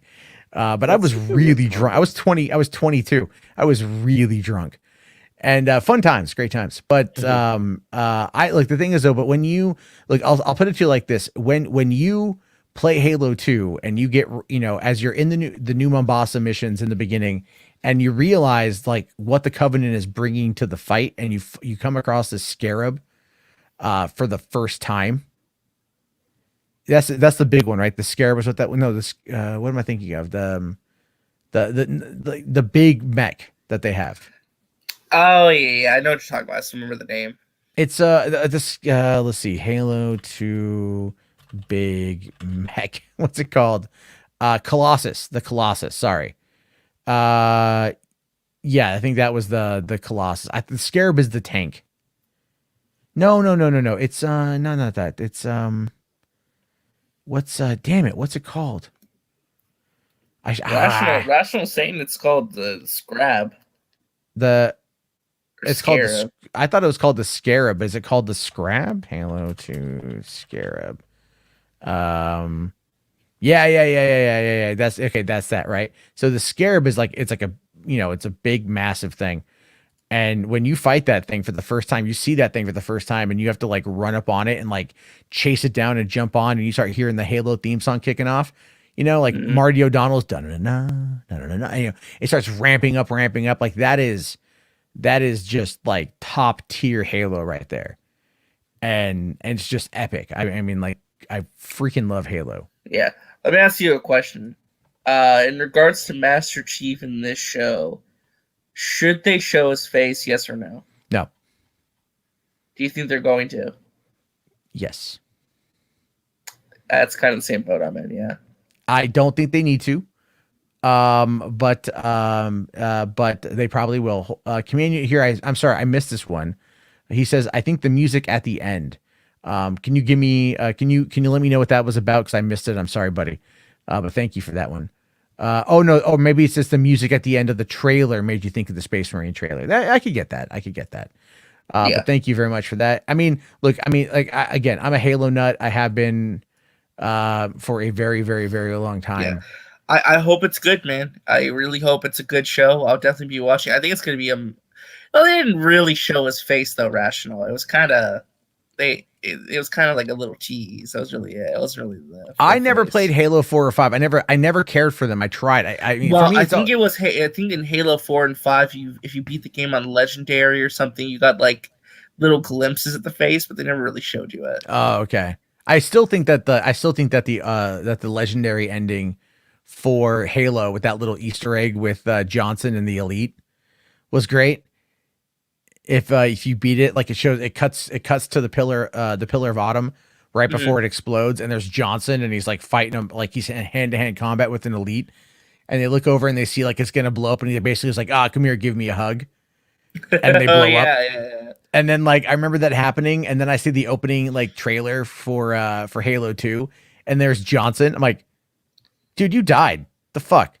But I don't care. I thought Johnson who cares? Was great. Everyone loves Johnson. Halo 3, man. Oh man, that hurt me. That hurt me. I'll put it like this: Halo 3. I got the game at midnight. I went home. I played, I think, like the first like hour of the story, and then I'm like, all right, I'm going into multiplayer because that's obviously. And I played multiplayer for like 6 hours. I got up and I got it at midnight, so I played all night long. I went to bed. I got up the next day around like noon. Got myself something to eat, and I played for like 17 hours straight. I've never done that, and I've never done that since. Where I just sat there glued to my TV playing. And here's the crazy thing. This is 2007, I believe, for Halo 3. 2007. So I was 25, and my family didn't check on me at all for the day. Ooh. I had took the day off of work. I had already graduated college, so I was already good. And I'm just like, all right, I'm going to stay at home and play Halo. My family didn't bother me for like the whole day. I just stayed in my room. I could have been dead. They would have no way of knowing. It was good times. I miss those days. I miss the days where an online game grabbed people like that, I miss the days of sitting there and going like, man, I really want to like just play nothing but Halo. And then I jump into Halo Infinite. I'm like, I just want to play Slayer. And they're all like, no, you got to play this random playlist of shit. Oh, you want Slayer? How do you like Oddball? I don't want Oddball. I want Slayer. Oddball's great though. I love Oddball. But here's the thing. If I'm in the mood to play Oddball, I will play Oddball. But if I'm in the mood for Slayer, I want to play Slayer. I get that. Like, they should have playlists. They need to update this play. If I want to play in zombies, let me play zombies. Like the fact that they're like, and maybe they're just easing us in. I don't know, but it's very annoying to like go, all right, I have like two options. I have I have either fucking quick play or 3 options: big team battle or ranked. And I'm not ready for ranked yet because I'm probably going to get my ass handed to me. However, I am pretty good at Halo Infinite so far. Honestly, I've been playing ranked exclusively. Listen, you get your ass handed to you, absolutely, but it's still fun. I mean, like I'm like ranked gold 2 or something. Okay, so I'll have to dive in. It's hard for me to get time though. That's the problem. Like today, I get home from taking my kid to school, and I'm like, all right, I'm gonna go play Halo because my other daughter's gonna take a nap. And then my mom wants to call, so I have to wait for my mom to call. So my mom wants to talk to my daughter because she forgot to call her on her birthday. All right. So then we get through all that. And I'm like, okay, I'm going to go. At this point in time, it's like 1 p.m. Like, all right, now I'm going to go play Halo. And then my girlfriend goes, hey, can you go get me coffee? And I'm like, but Halo. I just put my shorts on. I'm going to go get in bed. Because then also what happened is my younger daughter apparently like pooped her diaper, and then she's in that phase where she likes to kind of dig in her butt, and we have to watch her because kids are trying so she like apparently had like gone in the room and like had like done that on my bed. So like my girlfriend's like, oh, I had to we clean off the bed and it's all in the washer, and I'm just like, I just want to play fucking Halo. Yeah. So then she's like, could you go get me coffee? I'm like, fine, I'll go get you coffee. I go and I get her coffee. I come back and I'm like, I just want to go play fucking Halo. And then I get like maybe 45 minutes of Halo, and then it's like, can you get the baby up? And I'm like, I just want to play fucking Halo. This is what it means to be a parent. Responsibilities, they suck. But let's see, Shogun here for $5. But I think he says, I think they'll show his face, but it'll be in a reflection or something, so warped. Maybe. I could see that. Maybe they will. I don't know. Either way, I'm excited. Gavin here says, you think we're going to see any other Spartans, blue team, June, red team? I mean, maybe. It all depends on where they start the show. It all depends on where they start the show and like what they show us. It's entirely possible. Like they'll show us the fall of Reach. It's entirely possible the first season will end with going to the construct, or maybe it will end with the flood or something. I don't know. But it's like, either way, I think we're going to get, I'm hoping like we get some good shit here. I just don't know what it is yet. Yeah. So Yvonne says, watch out for pink eye. Everything was washed, so it's fine. Ambassador here says, Halo 3 was the last of the main story games I played. Never played the multiplayer. The multiplayer's GOAT, dude. You're missing out. Multiplayer's GOAT. It's good stuff. And then Rational here for $5. But I think he says, Matt, RJ, do you guys remember Halo 2 Xbox Live in 2005? Playing on Blood Gulch map, getting sniper kills from the sniper's nest. I remember spending a lot of time on Blood Gulch. Yeah, for me, I didn't start playing Halo Online until 3. So I missed out on Halo 1 and 2. Oh, so. Dude, I started playing Halo Online in the first one. Because it was no, but it wasn't online. That was the whole thing. So wasn't it like LAN? It was LAN, but what it was is there was a program you could get called Xbox Connect. And so Xbox Connect would trick your system into thinking that you were on LAN. And then you could connect to a hub and meet other people, and you could play with other people. You couldn't do voice chat. Okay. But like what I would do is my friends would come over and we would get it all set up. And then the only problem though is that we only had the one computer on the other side of the house.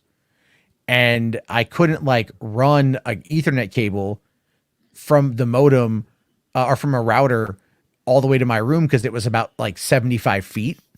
So I went on eBay and I bought this wireless network extender that I was somehow able to get to work. And so I would sit there with my friends and we would play, against people. And then I'd have to like run back out to the other room to the computer to like reset up another match and then run back in and like get it set up. When Halo 2 came out, I was so happy because like I can play online. But I'll tell you this though, I used to actually do LAN parties with my friends. And when Halo 2 came out, we did LAN party for Halo one time. And then after that, everyone just went to online. And we never got back into it. Yeah. So that part for me is sad. Anyway, I know there's still a few more things to get to here. We've been on Halo for a while. Again, we're big Arjun and I clearly are big Halo fans, and you guys are too, absolutely. and that's always a lot of fun. But all right, so here's another thing today. This is a big Star Wars reveal today. Yeah, probably something that's going to make certain people very upset. Yes, well, actually, I should clarify. It'll make chuds upset and potentially gamers upset as well, but depending on how you feel about the developer. Yeah, I mean, I'm not the biggest fan of Quantic Dream, the developer here. I'm very concerned, actually. But listen, this is just an announcement trailer, and as a trailer, it's fucking incredible. It's amazing. Like, this is one of the best announcement trailers I've seen for anything in a while. It's perfect. It's really awesome. The game will never live up to this trailer, but I hope it does. But yeah. And Todd, I see you, buddy. We'll get to that here as soon as we're done watching the trailer. But yeah, this is something that I saw this tonight, and I was like, holy shit. You're gonna want to see this because it's gonna piss off someone you very much don't like.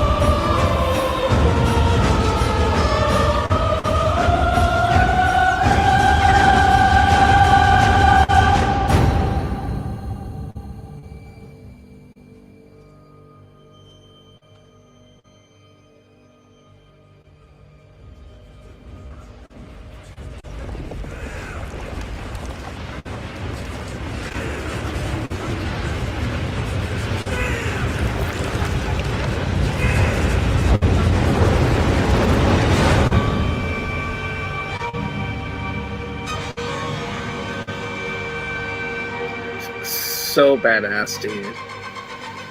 Okay, it looks just like the movies. Well, this is obviously a CG announcement trailer. The game's not going to look anything like this. I mean, this is kind of just like a cinematic reveal trailer. I don't know much about the High Republic era or the lore. Supposedly, there's like a lot of references to what's been in the books and like stuff that they've been setting up and teasing. Yeah. I don't know much about it though.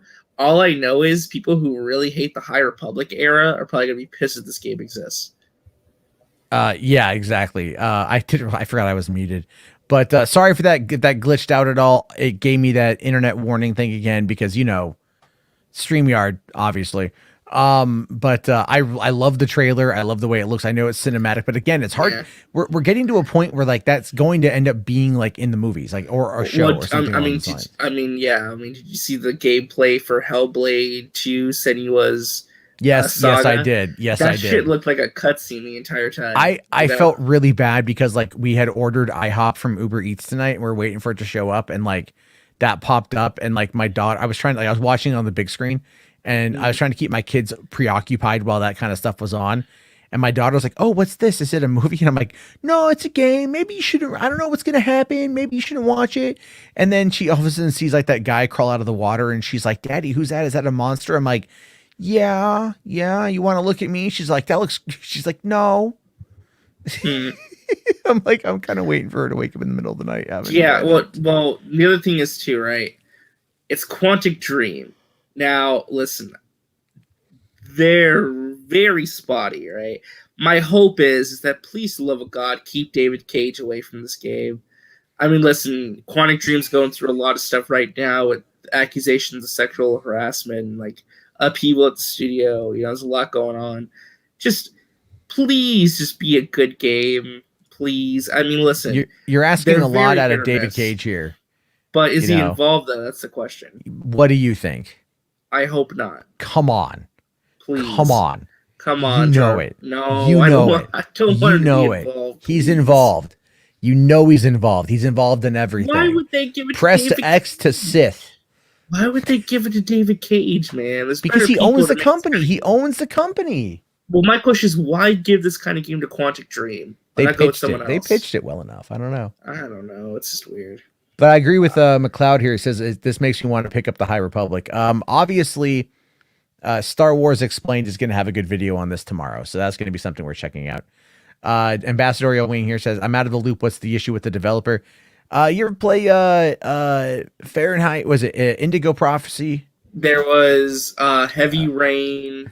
There was Beyond Two Souls, which is horrible. Detroit Become Human. Detroit Become Human. Some people really like that game. Some people really don't like the writing. Here's the thing, right? The issue with Quantic Dream games is never, ever, ever the graphics or the way the games play or how they look or the presentation or the voice acting. It's just a writing issue. It's just the writing in some of their games are downright terrible. Yeah. And sorry, Press X to Jason is never not going to be a funny ass meme. Yeah. I mean, Heavy Rain is very memeable, but I think it's still a good game. I've heard nothing but good things about Detroit. I mean, some aspects of that game look really interesting, but the problem is that David Cage is so pretentious that he kind of, Yeah, well, that's very true. That's why I'm hoping. I'm hoping he's not a director. If he's a producer, he's like, attached to this in some regard. Just don't let him be the director. Yeah. Just do something else. Habib here, hey, buddy, I didn't know you were in the chat. Long time no talk. I hope you're doing well, man. He says David Cage's games tend to look pretty damn good, too. I'm not worried about the graphics, not looking at the trailer, that it'll look great. No, I completely agree. However, again, it boils down to just the man and what they're going to do with it. I think I'm excited, obviously, for it. Command Unit here, it says Star Wars, Halo, and 40K space theme is strong. Absolutely, man. Yeah. I'm kind of surprised we didn't get a Starfield trailer, to be fair. Yeah. Maybe at E3. They're waiting for E3. They'll give us something else at E3, maybe. Or who knows, maybe. What kind of game do you think this is going to be, by the way, Eclipse? Do you think it's going to be like a standard Quantic Dream game with the Star Wars skin over it, or do you think they're going to try and do something else? Because the rumors were it's going to be like an action game, wasn't it? So what you've got is you've got Massive Studios, who is developing a Star Wars game right now alongside of their Avatar game. And isn't that rumored to be like a bounty hunter game, right? I have there's been rumblings throughout the web about that. I don't know where that stands. I mean, this is a Star Wars Hunters game as well. Oh god, I saw the trailer for that and I was like, no, it just looks like a stupid mobile game. I'm not, I don't know. I'm not really, it's not really jiving with me, to be honest with you. However, I'm looking at it though, I would say that Star Wars, look, I know it's going to piss off Doomcock because he thought the High Republic failed and no one's buying it and blah, blah, blah, blah, blah. Obviously, anyone who says the High Republic failed is an idiot. And they're just doing it because they know that's what their audience wants to hear, because their audience is also full of idiots. So we know that. That's some Chud Watch stuff right there. But yeah, I'm excited for this one. I can't wait to play it, but I don't want to ignore Todd here. Thank you, Todd, for the $20 super chat. It says, recently on the John Campia show, he said that Gina Carano is a C-list actress. Do you agree with what he said? Yeah. Yeah. I mean, C-list, D-list, I mean, like, it's all subjective. There's no real, like, I don't know. Yeah. I mean, she's not like she's not like a Leonardo DiCaprio or like Angelina Jolie. She's not that level. She's not A-list nowhere or B-list. near Nowhere that near. level. Nowhere I don't think near she'll it. ever get there. No, not working on things like But My I don't Son think- Hunter. Yeah, I mean, like she's operating at a different playing field, which I understand. So, she's working Yeah, with no, people that oh no, absolutely, yeah. Sorry, Todd. I saw it as we were getting into the Star Wars thing. I just wanted to get through that, and then get to this. So anyway, man, thank you so much. I do appreciate it. No, Gina, like, the thing is, Gina Carano, she'll eventually find her way back into bigger movies. This quote unquote cancellation isn't a cancellation. It's just her contract wasn't renewed, and she ran to the right wing in order to grift her way through that into these B-level, D-level, C-level movies that are just going to end up going to streaming services overseas, right? But they're all going to be under the Daily Wire thing here in the States. But you know what's going to happen with that? The same thing that happened with Run, Hide, Fight. And that was the first film the Daily Wire films put out. And guess where they put it out? Behind a paywall on their website. And guess where it ended up? Pirated like a motherfucker. So, yeah, you know, that's what's going to happen with that. Hunter on Flickster.com. Yeah. Well, remember, we were looking at that website too, and those people are 501c3, and I'm still going like, I don't think what they're doing is legal. That's my opinion. You know, I asked my CPA about it, amongst other things, with some other whenever a YouTuber gets into the charitable game and they start soliciting super chats in order to donate to charity, that's a very slippery slope when it comes to your taxes. So it's like, I was asking her some questions about that, and then I asked her about this, and she's like, yeah, no, it's some stuff about it could be. She doesn't know specifics, but it's like, it comes across as very much a grift, and we'll have to wait and see. I mean, look, My Son Hunter could be a good movie. It could be Terror on the Prairie could be a good movie. White Knuckle could be a good movie. I don't know. Who knows? You know, eventually we might find out. You know, Tony here says if they're super lucky, it might hit the $5 bin at Walmart. And I'll tell you this though, Tony, if it hits the $5 bin, I will probably buy it. It would go to the dollar quarter store. Like how I found Matt McGloin from Cosmic Quick News. I found his movie at the Dollar Tree. Yeah. The Ratchet here, Dr. Ratchet here asks, what about the Wonder Woman game? That's actually going to be next. Because we gotta get to that real quick and then get into the final two stories of the night. Command Unit here for 5 shekel or 15 shekels. Thank you, buddy. Says they need a good villain like the Reign of Blood era for 40K. Well, this is the whole thing. You can have whatever you want to have. If you have a good villain, people will rally around a good villain. Like Thanos was a good villain. Darkseid is an amazing villain, and that's kind of like why I feel like Warner Brothers. And I'm not dwelling on this, and I'm not trying to drum it up. I'm merely saying that in regards to villainy, like putting the Snyder Cut in theaters, like a wide release, would probably do well to like sell the character as being a good villain. It's like the Joker. You know, the Joker is if you look at the movie The Joker, you've got the fact that he was the birth of a villain. And there was all of the chicanery surrounding the character, surrounding the movie, that this movie's going to cause the next shooting, all that kind of shit, right?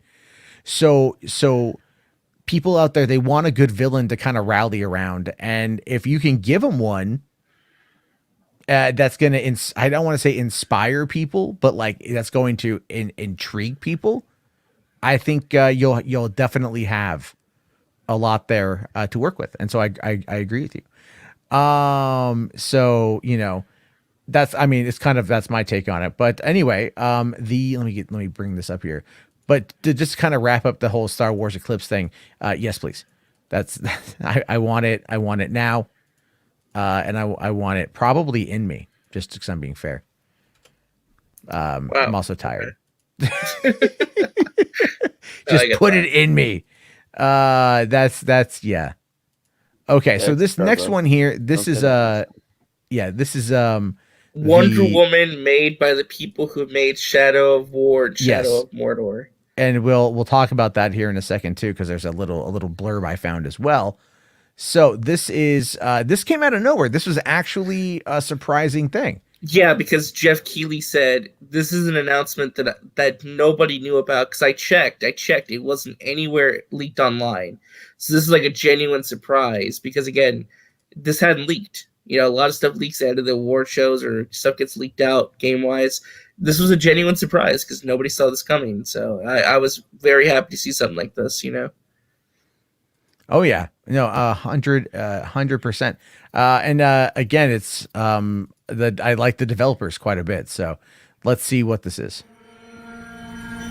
My daughter, a new threat comes to our shores, and I must call you home. Restore what has been broken. Unite old enemies. Forge new bonds. You are a hero, but you can be more. You can be a leader. You are Wonder Woman. Very brief announcement tease, but it works. Cool. It works for me. Absolutely. Because this is obviously a game that's like really early in development. They probably don't have much to show yet, so. Well, I mean, the last Shadow of Mordor, Shadow of War, that came out in 2017. Was it 2017 for Shadow? Was it 20? Because I know 2014. Yeah, you're right, 2017. Because it was 2014 for Shadow of Mordor, which was excellent. And Shadow of War, it wasn't as good. It was definitely a bigger title. It was a very interesting Hopefully title. they learned from that game. Hopefully they learned. But the one thing there's two things I want them to take from it. For one, the Rocksteady combat system is needed for Wonder Woman, her being very visceral and hand-to-hand combat with like the sword, the shield, the whip. And that's going to be really good for like the whole like blocking combo system. Absolutely, yeah. That came out of not only did they use it in the Arkham games, but they also used it in Mad Max, which was an excellent game by Avalanche. If you haven't played that one, it's like super cheap right now. Yeah, and they're making the new Harry Potter game right now. So yeah, and I don't know if that's going to have the same kind of combat mechanics, but either way, still looking forward to it. And then Shadow of Mordor also used the same kind of mechanics.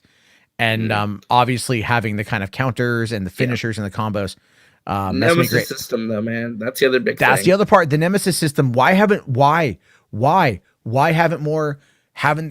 Warner Brothers come out and been like, just put this in everything? Now, granted, we don't need to dive into the Warner Brother corporate structure conversation, what they should or shouldn't do. Well, I would say, though, it needs to be used where it makes sense. Because if you put it in every single game, it loses that special feeling, you know? No, I get that. But in Wonder Woman, that could work. Well, I don't know if you saw the blurb, but... Well, I'm bringing it up right here. So, this is what... oh, fuck, I didn't read the bottom part. Yeah, that's why I was going to mention that. Oh, shit, I didn't read the bottom part. I just saw it and grabbed it real quick before going live. Yeah, that's so cool. System. Oh my god, this art. Okay, well, I don't even. This is already day one buy for me. Day one buy, hands down. Yeah, it says powered by the Nemesis system. It says first, the single player open world action game will introduce an original story set in the DC universe and allow players to become Diana Themyscira in the fight to unite our Amazon family of the humans in the modern world. Powered by the Nemesis system, gamers will forge deep connections with both enemies and allies as they progress from a heroic fighter to a proven leader. So does that mean like you're gonna be able to forge like relationships with like your villains through the Nemesis system? Because that's the case. Holy shit. I don't know, but this is shot to my most anticipated game like list. I'm not even kidding. Like I'm not even kidding. Oh, it's gonna be amazing. It's gonna be awesome. For one, Monolith not only did a great job with Shadow of War and Shadow of Mordor. The Fear franchise is fantastic and is also backwards compatible now on the Xbox Series S and X. Fear is an amazing franchise. And so they are a fantastic developer. Again, like Rocksteady, they just kind of go under the radar because they don't put out a lot of games. For Rocksteady, it's been 7 years in between Batman Arkham Knight, which was 2015. And 2022 for Suicide Squad Kills the Justice League. You know, and we're not going to watch that trailer because like that's a long trailer, but yeah, it's good though. It looks good. Looks good. It's very good trailer. I'm very excited for this. Is it okay? Is it just me, or like is it like we got more DC related shit that sounds interesting coming out of this than we did for Fandom? You're not wrong. The gaming side for DC was very strong today. So where was Gotham Knight? Where was that at Fandom? Nowhere, but it wasn't the Game Awards either. So true, but you know, but we actually got full on gameplay from the new Rocksteady game. So and that looks like a lot of fun.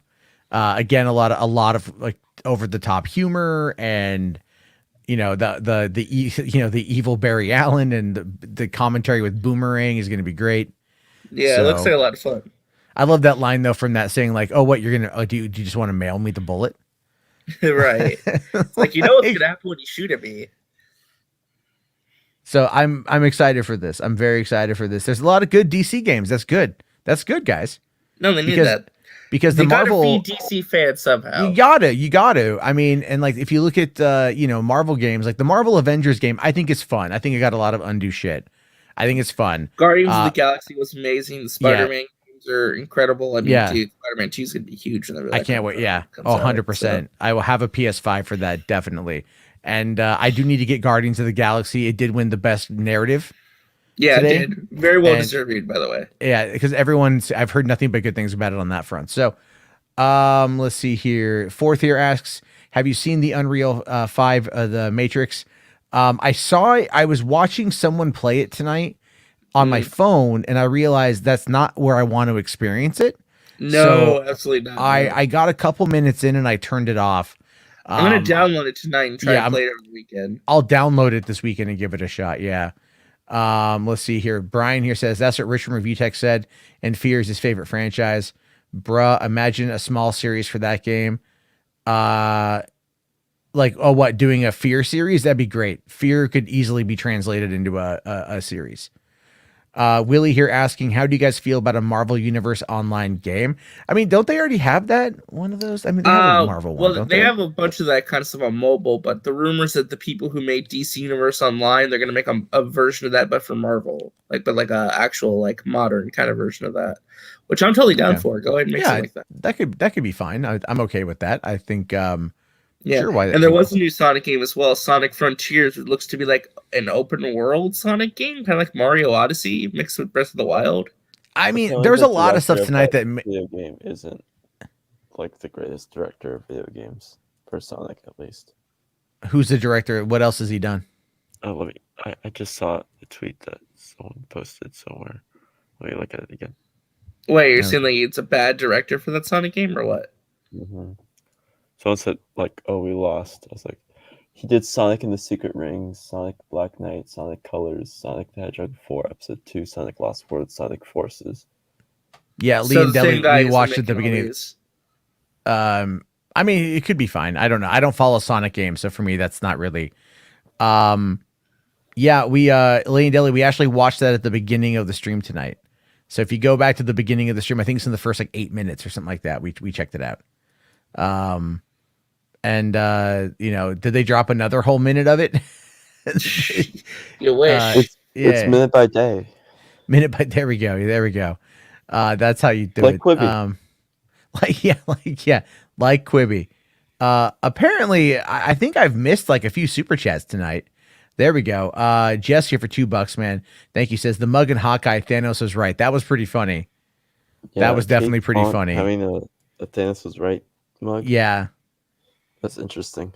I think that's pretty good on that one there. All right. Oh, okay. And then I did miss this one from Command Unit, I think talking about Halo, saying I have an issue with the tank controls. Okay. Thank you, buddy. If I miss anyone super chat, please let me know. You guys, there's a lot of you. I mean, hey, we've had consistently over 100 people tonight watching, a lot of engagement in the chat, which is fantastic. Thank you guys so much. By the way, big shout out real quick. Alan Wake 2. Oh yeah. And survival horror. Yeah, Remedy's first ever survival horror game. And I will play anything that Sam Lake is a part of. Although I will fully admit that what was that one that they did? The Quantum Break was kind of terrible. Yeah, but that was it an was experiment. The problem with that game was that came from like the Don Matrick era where they really were trying to push the television, so it was just an unfortunate victim of that. But ever since then, Remedy's been amazing. I mean, if you guys haven't played Control, please play Control. It's great. Control is fantastic, with one major caveat in that game, and I'm pretty sure you'll agree. The fucking map system is just god awful. I hate the map system. It's not great. It's so confusing. But the game is fantastic. It feels like kind of David Lynch like to an extent, kind of Twin Peaksy at times. That's my vibe on it, but it's definitely a fun one. And I think it's on Games Pass right now. And I've got it on PS4 and I really like it. Again, it feels like the old school Max Payne style shooter, that's what they're going for here. So whatever Alan Wake, I don't know if it's not going to be actiony, but it's going to be something. Also, what was that the Arc Riders trailer for tonight? I got to watch that again. I saw it on my phone and it looked really cool, but I got to watch all these trailers again. So it was really good on gaming tonight. We'll see. We got Command Unit here for $6. Thank you, says Tank. Oh, wait, hold on. Oh, Tank controls are reference to Quantic Dream. Oh, okay. Yeah, sorry, man. Yeah, you're right. Those are pretty bad. Let's see here. Habib says they fixed the map with the update. Okay. You never checked the map. How did you navigate that game? How did you navigate that office building without checking the map? Yeah. I mean, that is like literally that game is a maze in many instances. I mean, good for you. All right. But anyway, as we hit the 2-hour mark and everything here, and I only got about maybe another 20 minutes before I got to get to bed, but Cowboy Bebop was canceled today. And I'll tell you, I'll be honest. I'll be fair. I'll be honest. I don't know how to feel about this. Listen, I just want to say this. It sucks for any show to get canceled because there's obviously very talented people involved who poured their hearts and soul into this, and people are going to be out of a job and having to go look for other work. That always sucks, right? Here's the thing, though. The reason it got canceled is because the viewership dipped horribly after week 2. It just tanked bad. And I'm sorry. Yeah, that's the reason they gave. They said that the viewership dipped so bad there was no reason. Like the monetary, it costs too much to produce, and they're like, it's not worth it. Yeah. Okay. Yeah. Plummeted 59% for the week of November 29th to December 5th. Because remember, Netflix is more transparent about the numbers now. So they're transparent about the viewing minutes. Is what they're so that but it makes again. So here's the thing with this, right? The show's expensive, but there was also that wasn't it like an 8-month hiatus because John Cho hurt himself. Yeah, but the thing is though, John Cho hurt. I think also production was delayed twice because John Cho was filming a TV show prior, or something like that, and like Mustafa was also shooting like a movie, so it was like it was. Delay. It was bad production. It was bad production. Yeah, I mean, because the accident is again, that's not anyone's particular fault. No. That is obviously the way this stuff works out. However, in this particular space, you realize that this was kind of doomed from the start. Right. And it's almost like they should have never bothered making this. Yeah. I mean, here's the thing, man, and this is gonna be a hot take for me. This is just another example to me, and I hope Netflix realizes this because I feel like this is very bad news for the Avatar: The Last Airbender live action adaptation and the One Piece adaptation. I think Avatar might be safe due to it. No, it's going to suck. It's going to fail. Not. It's the only reason why the only reason why the creators left because they wanted more money and they wanted to combine the first 2 seasons into 1 season. That's all the reasons why they left. So, creatively, they didn't leave for creative reasons. Because they just wanted more money.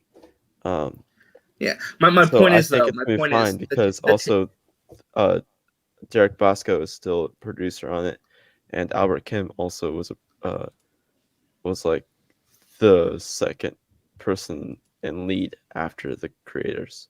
So I think it's fine. Yeah, but my point is though, going forward, they need to stop. Okay, the experiment has failed. It to stop. Okay, there are some things that just don't need to be adapted into live action. Cowboy Bebop, One Piece, Yu Yu Hakusho, all the stuff. It does not need to be turned into live action. If they want to invest in anime, the best thing Netflix can do and all these companies can do instead of trying to adapt these beloved properties into live action is to invest and make theatrical animated movies. That's where the money should be going. Because again, the more that they try and the worse the attempts get, it's becoming too much of a costly venture and it's not working out. It's putting egg on these companies' faces when they don't need to be making stuff like this. You know, there are just some things that just don't need to be live action. Okay, I mean that's just how I feel at the end of the day. I mean, again, I appreciate that they took a big swing. You know, they took a big risk making something like this. They tried. It didn't work out. It got canceled because, again, if people really liked this show, the word of mouth would have been stronger and the viewership wouldn't have dipped as bad as it did. So I think the proof is in the pudding in this case at this point. Yeah. Well, also with Avatar, I think there's a bigger fan base. But the thing is though, the Avatar fan base has PTSD from the M. Night movie. Okay, they are going to look at this new Netflix show with a fine-tooth comb. Anything that's off about that live action adaptation is going to be scrutinized. That's why they shouldn't even bother at this point, because again, once you have all this drama about the creators leaving, for whatever reason it is, the fact they're not involved already adds that level of mistrust with Netflix based on how they botched the other live action adaptations. And again, it's a headache that they don't need. That's my point at the end of the day. For all this stuff, it's a headache that they do not need at this point. So. Well, but I do agree that One Piece is going to be in danger, though. The shows are going to be heavily scrutinized. I mean, but the thing is, look, the shows are designed to capture the attention of non-anime fans, and that's just the reality of it. Let's be fair. True, but there's a better way to do that. I feel. There absolutely is a better way to do that. I think with the case of Cowboy Bebop, they tried going stylistic with it. Maybe too stylistic, too much in line with the anime.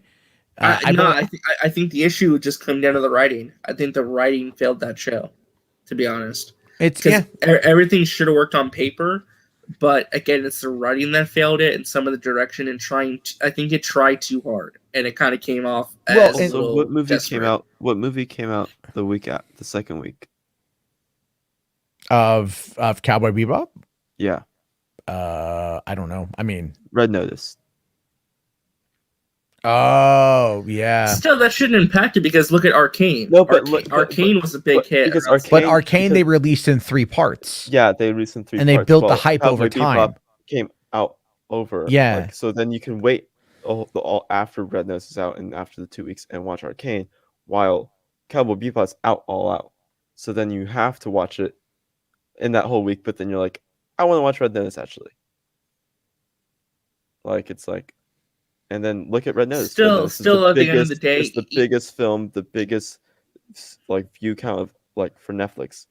And Cowboy but the thing Bebop is though, even at the end of the day with that, Caden, honestly, even if Red Notice might have ate away at some of Cowboy Bebop's viewership during that week it came out, again, if the word of mouth was strong and people liked the show and wanted to watch it, it would have went up after that week then.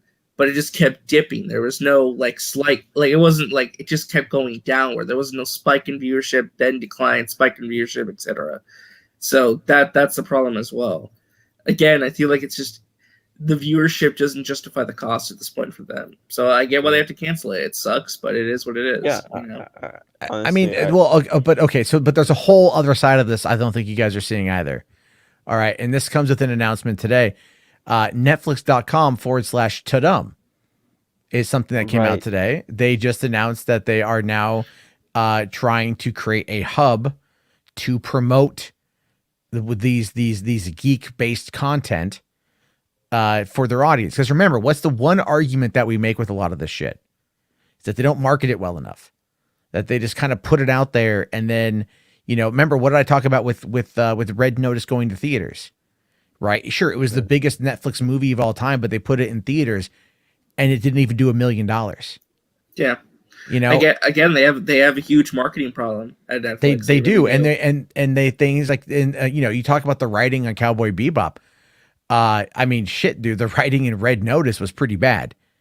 Yeah, I mean, it was fun. It's not I should say it's not a terrible movie by any metric. It's fun, pulpy Saturday afternoon, like fare. Do you think the oh, sorry, Katie, go ahead. Action movie? Well, sorry, say that again. I was saying it's like an 80s. It's a wannabe 80s and 90s action movie. It very much feels in line with that kind of stuff, and that's like not a bad thing, but it's not a bad thing. I like the movie. But I think the next movie is going to be better because they had to get the initial one out of the way. Do you think that the reason a lot of what we're seeing from Netflix have such poor writing is that they have that philosophy of get it out there and just pump and dump kind of content, to where they're not so much worried about the writing as it is about the spectacle of the viewing experience? Well, I think because I'm noticing this as being like a trend lately between, as you described, Red Notice, Cowboy Bebop. A lot of their original straight to Netflix movies just aren't very good. There's a couple exceptions, of course, but oftentimes it feels like Netflix just kind of dumps stuff out there just to add more content to the library, because that's all they're really concerned with. Well, yeah, and that's kind of the whole point. Disney is not doing that. Disney is going towards a more curated aspect of it. Clearly, Amazon is going more curated. Paramount Plus is going more curated. And a lot of these streaming companies are realizing that having strong curated hits are going to do well for them, because they need those in order to keep people talking.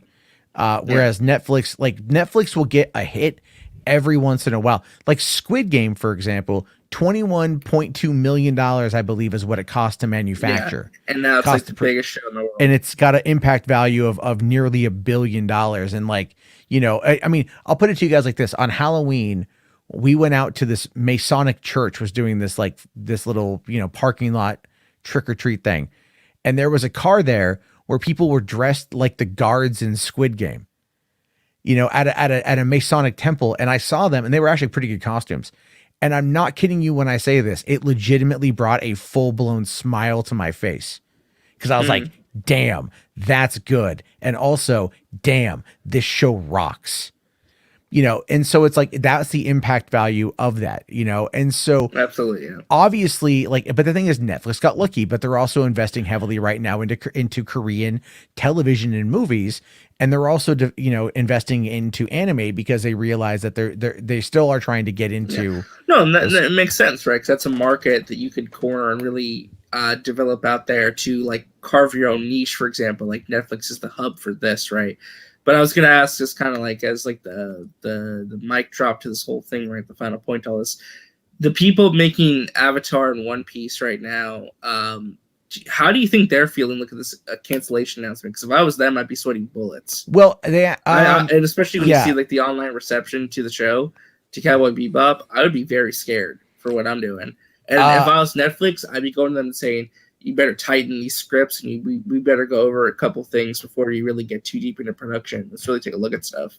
I hope that's what they're doing. Because the thing is, One Piece is massive. It's an ongoing thing. I think people will be more forgiving to One Piece because it's 1,000 episodes, So One Piece has got because Cowboy Bebop is a very curated. It's what, 26 episodes in a movie? 26 episodes in a movie. Plus, it's again, it's very streamlined. A lot of the episodes are episodic. There's maybe only 10 episodes that really deal with the direct main plot in the show. The rest are just kind of episodic adventures that kind of just develop the characters out, right? So it's One Piece, they're adapting the first saga, the East Blue saga, which is I don't know, 100 chapters, I think, of manga, 50, 60 episodes, which is you can condense that into a great 12 to 13 hour long series, which I'm not worried about. But Avatar, but they have more to play with there, and Avatar has more to play with there, and so they can find a way to. Hopefully the more you have to play with, though, the more easy it is to screw up. Because anything you add or change can be true. But the thing is, there's always going to be things that get adapted, and you're never going to be able to get around that. and that's kind of like this purity test aspect of it, is something that like I think a lot of people hold on to that I think it's become detrimental after a while. You know, and it's not to say that Bebop doesn't have problems. I've only seen the first episode. I thought it was entertaining for what it was, but also I could see that there were flaws with the system and you know, with it. And I'm like, okay. And I haven't gone back to it. It's not that I don't want to, I just, again, haven't had time. Yeah. I think it just comes down to just some things just don't translate. It needs to be a very selective process at this point. And that's okay. They spent the money on it. It didn't make it back. Oh, well, you know what? They're going to move on to the next thing. And that's going to be okay. Command Unit here says, if Netflix tries to adapt Code Geass, I will start a communist revolution to stop it. Wow. Is it gas? Code Geass? No, it's you said it right the first time. Geass? Okay. Yes. I mean, again, man, you know, if we end up seeing certain kind of, you know, I mean, if look at people's response to the Death Note. So, I mean, if if like, there's a reason they still won't make that sequel. To say, well, they want to make it a trilogy. They want to make it a trilogy. Never said anything about it. So, I mean, they definitely want to make it a trilogy. They've talked about that, but yeah, I don't think it's going to happen.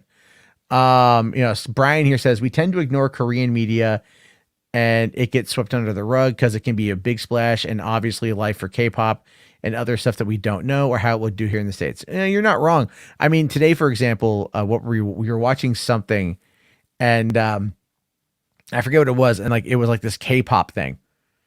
No. It was on the game show. It was on the Games Awards because my girlfriend got home and I was watching it and they had like this K-pop dance party thing, right? That music video. Do you remember that? No, but it was like the one that was animated like a kids program. Yeah, it was that's like the I'm gonna go take a break moment, right? Oh, the last thing we heard from Death Note sequel was Death Note 2 writers say Netflix sequel will drop from source material, but they said that the same thing for the first one. So, well, drawing from the source material, you know, Ryuk was good. There you go. That drew from the source material. Again, it's all part of the adaptation aspect of it. That's what it is. It's all the adaptation stuff. You know, people kind of like have to realize that these are, you know, things like this happen. But I try personally to not like freak out about as much anymore because there's nothing you're going to really be able to do to stop it. But then again, it's really profitable for some people to just yell about it constantly. So there you go. But here is so finally, because I do got to get to bed here pretty soon. We're getting close to 1 a.m. my time. I know it's late for you guys, but so I want to talk about this a little bit more about this whole Galactic Starcruiser situation. Oh yeah, the picture of Space Karen. It's getting a little bit bad, and it's what for one, now? Well, you got this right here. Oh yeah, Space Karen. Space Karen. Yeah. This is the have you gotten your vaccine yet, sir? Captain. She kind of looks like Kathleen Kennedy. That's the look of like the lady. God, this self-insert Kathleen Kennedy. Oh my God. I heard that complaint. This looks like the lady who like, I want to talk to your manager. Right. Yeah, a little bit. I mean, again, nothing against the actress or the character, you know, the actor. They're doing a job 100%. But this is something that like everything about it has kind of ended up being really just kind of, you know, like it just hasn't done necessarily well. It's just nothing they're putting out is appealing, which is a problem. And Rational here says it looks a lot like Cortana. It does a little bit. Brian here says Captain Kevin. Well, they're calling her Captain Karen because of the hair. The hair isn't helping. But that's not the really the big problem with this, because this is just what came out the other day. But we're finding out now that even more Star Wars Galactic Starcruisers cancellations lead to renewed opening month availability. And this is coming in from blogmickey.com. So this isn't like WDW Pro or any of those other. This is actually like a decent Disney website. Yeah. And this was sent to me by Brian today. Malahaddin here says she looks like dollar store version of Mystique. Oh, dude, cold-blooded, man. Wait, cold-blooded. Real quick. What's up? Just go back to the photo real quick. Sure. Think, looking at it for too long, it kind of looks like the hair is edited into the photo. Oh, yeah, yeah. It looks like, or her head is edited on that body. Yeah. That's weird. It looks like it's not even a real person now. That's kind of creepy. Can I zoom in? No. Oh god. Like it does look edited. But look at like the neck fold, man. Yeah. Something's not right here. This not right. Is she animatronic? No, they said it's a real person, I think. I mean, I think she should be animatronic. Anyway, I mean, like this just does not look good. And as a result of this, as well as the polling of that little preview they did last week with the kid from the Goldbergs and showing us all that stuff. So, you know, you've got like, again, this is a bit of a problem. So this is what Blog Mickey is saying here, that the cancellations are leading to a renewed opening month availability.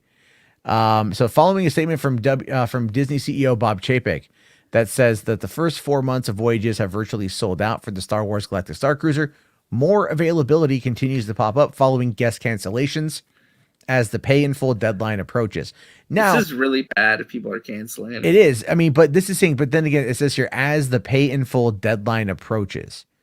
So that could be it too, though, because it's like people are making their payments on time.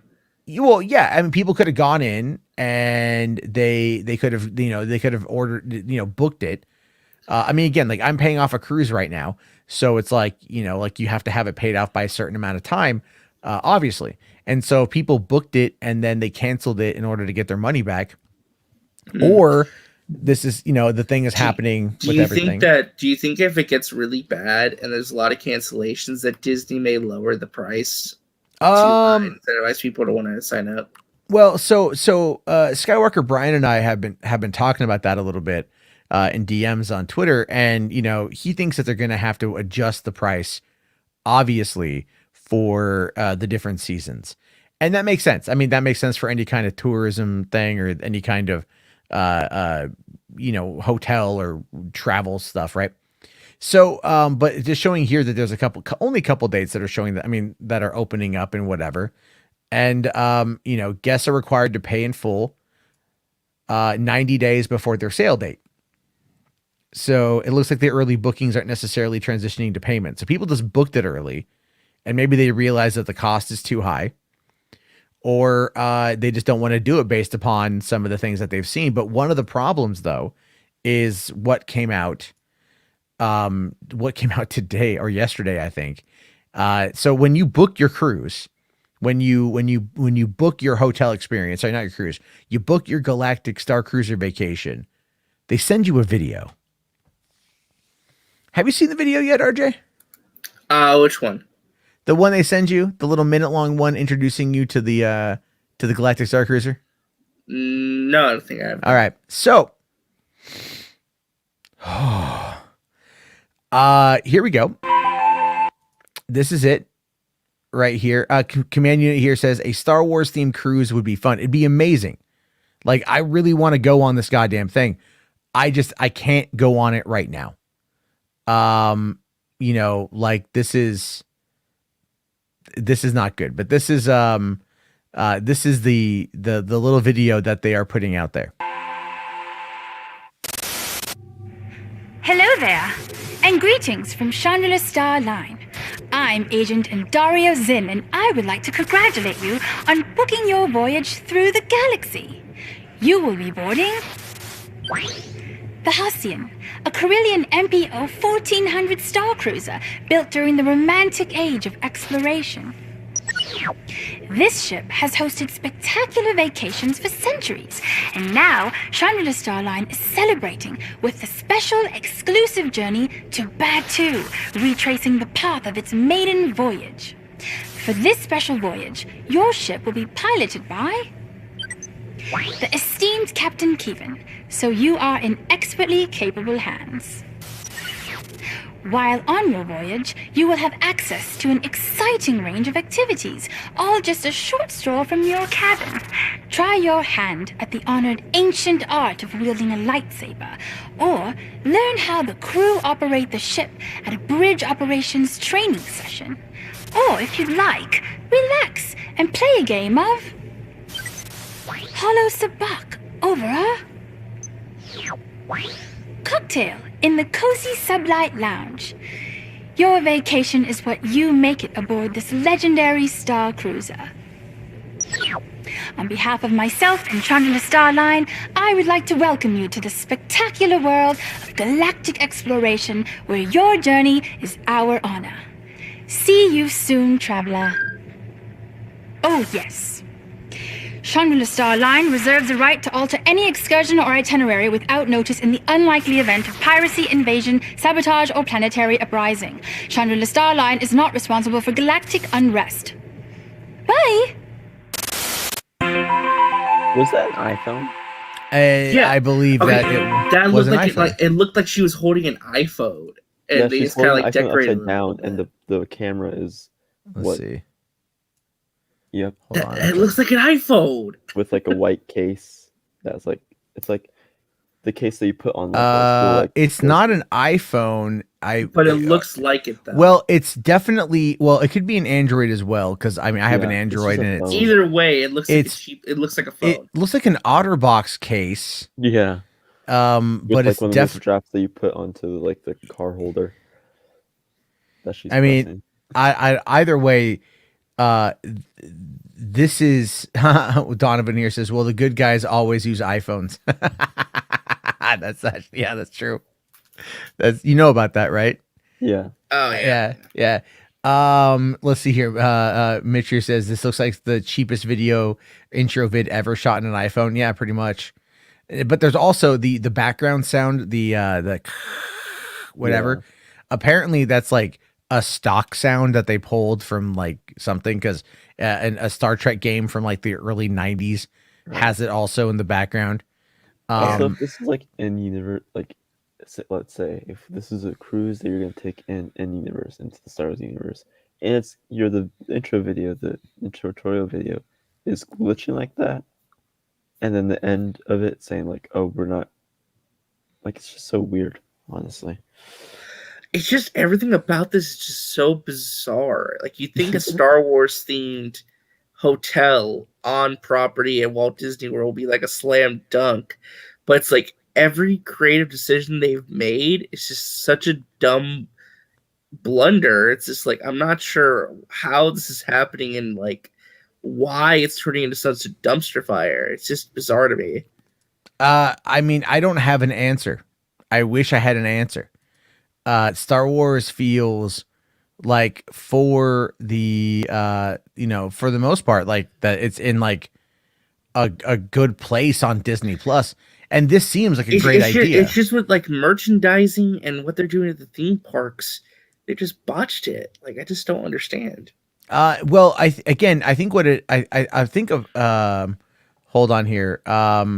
Okay, Brian here says one of my friends who knows an Imagineer said, some people recently stayed overnight and say that the experience is awesome and much better than what the marketing videos are showing. So there's hope, and that's a good thing. But the thing is, though, man, is that like the average person is seeing this and they're like, even look, Star Wars Theory is going like, I'm not going to attack it, but I'm just not going to go. And this is Star Wars Theory, right? I mean, this is something he should definitely do. Now, Geek Prime here says maybe because Kathleen Kennedy. I honestly, this does not have much to do with Kathleen Kennedy. No, my opinion, at least. I'm sure it has a lot to do with the Imagineering crew. But this is what they're putting out, and this is like, this feels Parks Department. It doesn't feel Lucasfilm. Like it feels like they're just like, okay, I mean, for one, like she seems nice, but you can tell she's reading off of a teleprompter. Oh yeah, she looks like she's reading something. She's like, "Hello, my name is blah blah blah, and I like to say today's news is about like." It's like, what? Now here's the thing, though. The Watcher's right. It looks like Star Trek, less like Star Wars, and I've been saying that. I've been saying that. If you look at like the imaging of the bridge, right? The imaging of the bridge, coming over here, looking at this again, this looks more like freaking Star Trek. You know, when they showed shots of in that video of them walking through the Galactic Starcruiser, it looked like it was roaming the halls of the Enterprise or potentially the Orville. It didn't feel like you're doing anything. Hold on here. Okay, Brian says, nah, this is more Lucasfilm and Imagineering. But come on, Matt, Star Tours did this back in the day for cringe dialogue. Nah, man. Like, nah.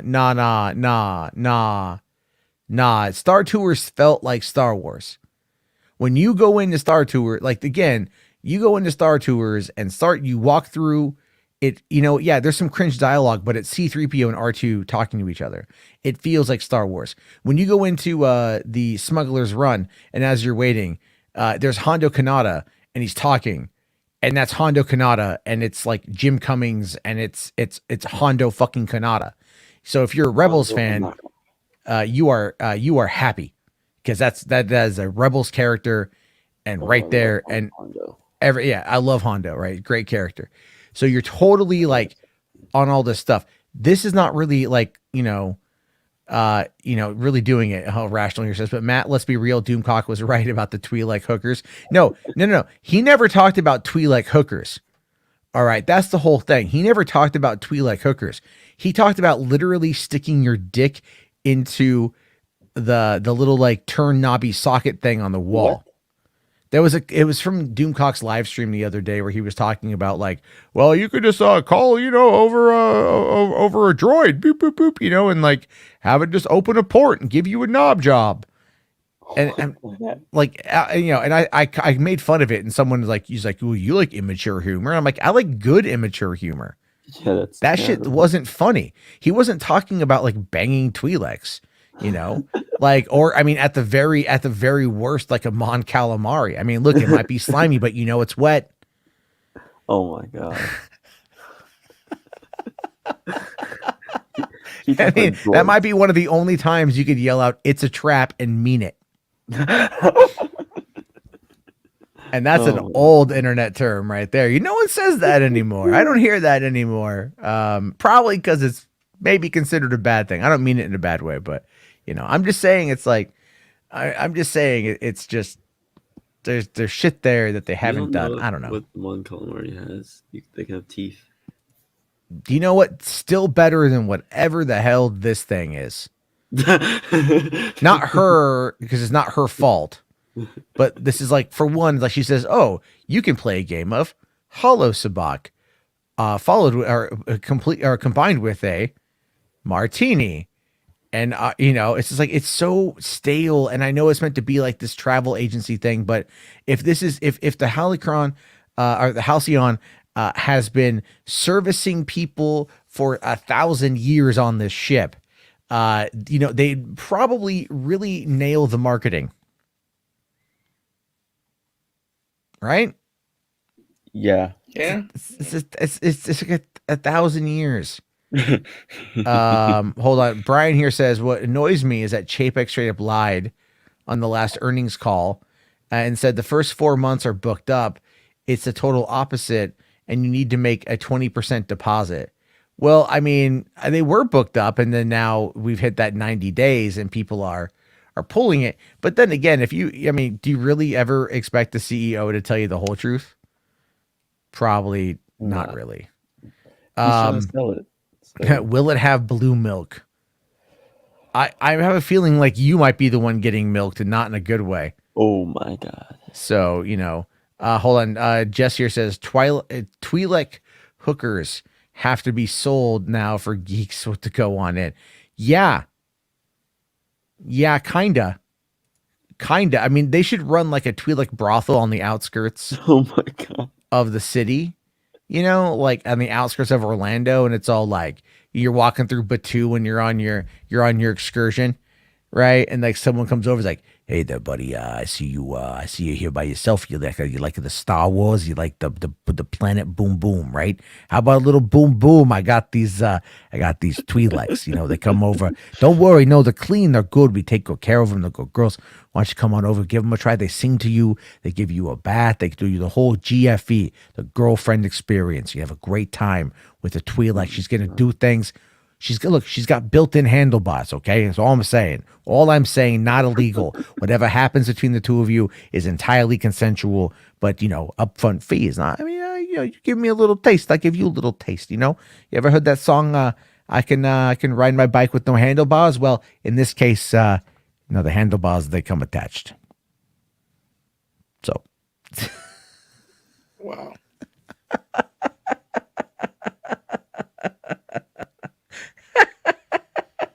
That's just great.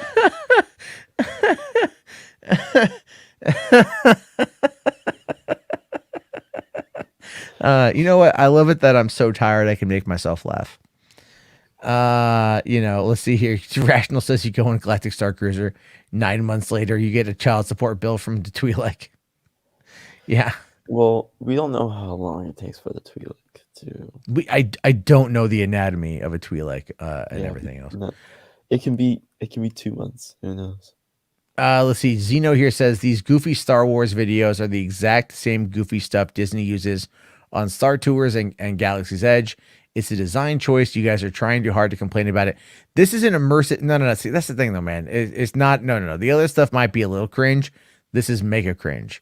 That stuff there. You know that you're in a theme park there. This is meant to be an all-inclusive experience. In-universe experience. When it comes across as like gimmicky or goofy, it takes you out of the experience. Yeah. And then even looking at some of these photos and the things, it hasn't been marketed well. And also the cost is just astronomical. Isn't that where you also get the real lightsaber to train with? You know, you don't get the real lightsabers. The crew or the staff will have them. The cast members will have them. But they're for like basically like display only. I don't think you even get to touch them. No. That kind of sucks. That does. Cause like I mean like look, I wanna own one. Right. I know it's like a tape measure with an LED light on it. I don't care. I just want to sit here like right now, like talk to you guys and go, hey guys. You know, it's like I'm doing it again. You know, and then people in the chat would be like, God damn it, man, stop playing with your lightsaber. Don't touch I'm all like, never. It's like those kids on the cruise be like, I want to touch it. I want to touch it. Don't touch the lightsabers. Touches it. How dare you touch it? Those are prototypes. You're not supposed to touch it. So Zeno here coming in like a wet ass blanket. Wow. Says here, newsflash, Star Wars isn't real, you guys. It's called a gimmick. That's not true. That's not true. You don't have to present Star Wars as a gimmick. You can LARP this shit and have it work. All right. Yeah. That's kind of the whole point. Xeno's probably one of those people that said Star Wars is for 12-year-olds. Oh, whatever, dude. Whatever, man. I cried at Amando. I'll cry again. Probably Book of Boba Fett, man. That shit's gonna hit every box of my emotional I'm needs. really weird for Enosh here. I'm pretty sure Enosh passed out. He probably fell asleep a while ago. He's been here the whole time. This because you can tell this is the longest he hasn't interjected on anything.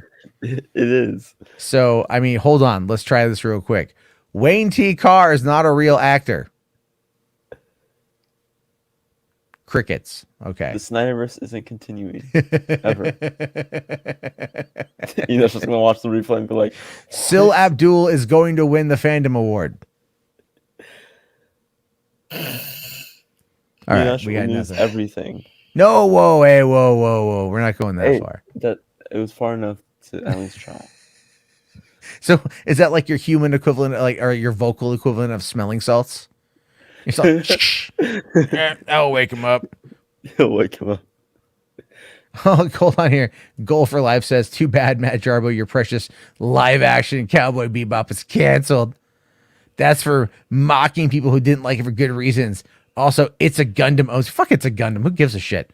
I was making fun of the people who were complaining about anime titties. I never saw that. Who fucking cares, dude? It's a show. It's over. If you give a shit what It's a Gundam says about me, I don't care. Like literally, go make a video again. Fuck it. You know, if you really give that much of a shit, like, good for you. May Allah bless you and your children. Jesus. All right. Taylor says here, hey, how about a subject crossover joke? The only casino scene I've ever seen worse than the opening of Cowboy Bebop was Canto Bite. Yeah. Yeah, Canto Bite still sucks. Oh, wait, hold on. The Last Jedi is an abomination unto God. It is the worst Star Wars movie ever. The fandom. Oh, I think he is sleeping. No, he's muted, so I can't. Oh, dang it! I can't unmute him because he muted himself. I just said something that's very controversial. Oh wow, really? Like I haven't said controversial things on the stream tonight as it is. The fandom is right. Oh. And that's very bad. Yeah, that's bad. You can't say that. You can't say that, man. Yeah, I can't say that. That's like you saying very naughty things. Yikes. All right. So we got McLeod here for 10 Canadian. Thank you. Says, I honestly feel bad for the woman playing the Starcruiser captain. She was probably super psyched about to get this gig set in Star Wars, world of Star Wars, just to end up being known as Space Karen forever. I mean, yeah, but at least I will say this at the same time, we don't know her name or what else she's been in. So it's like her anonymity is kind of protected. And if anyone's like, hey, wait a minute, aren't you the captain on the Galactic Starcruiser? She can just go, what? No. What is that? It sounds like space herpes, or something. But I agree with you. It's like that job, but in that video clip, when it showed her, she looked animatronic. She did. She looked really or completely fake. Yeah, this looks fake to me. It does. She doesn't look real. It doesn't look real. She's fake.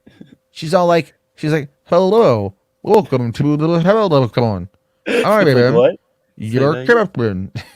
Like, what's going on? I can't. When did Stephen Hawkins get here? Oh my god.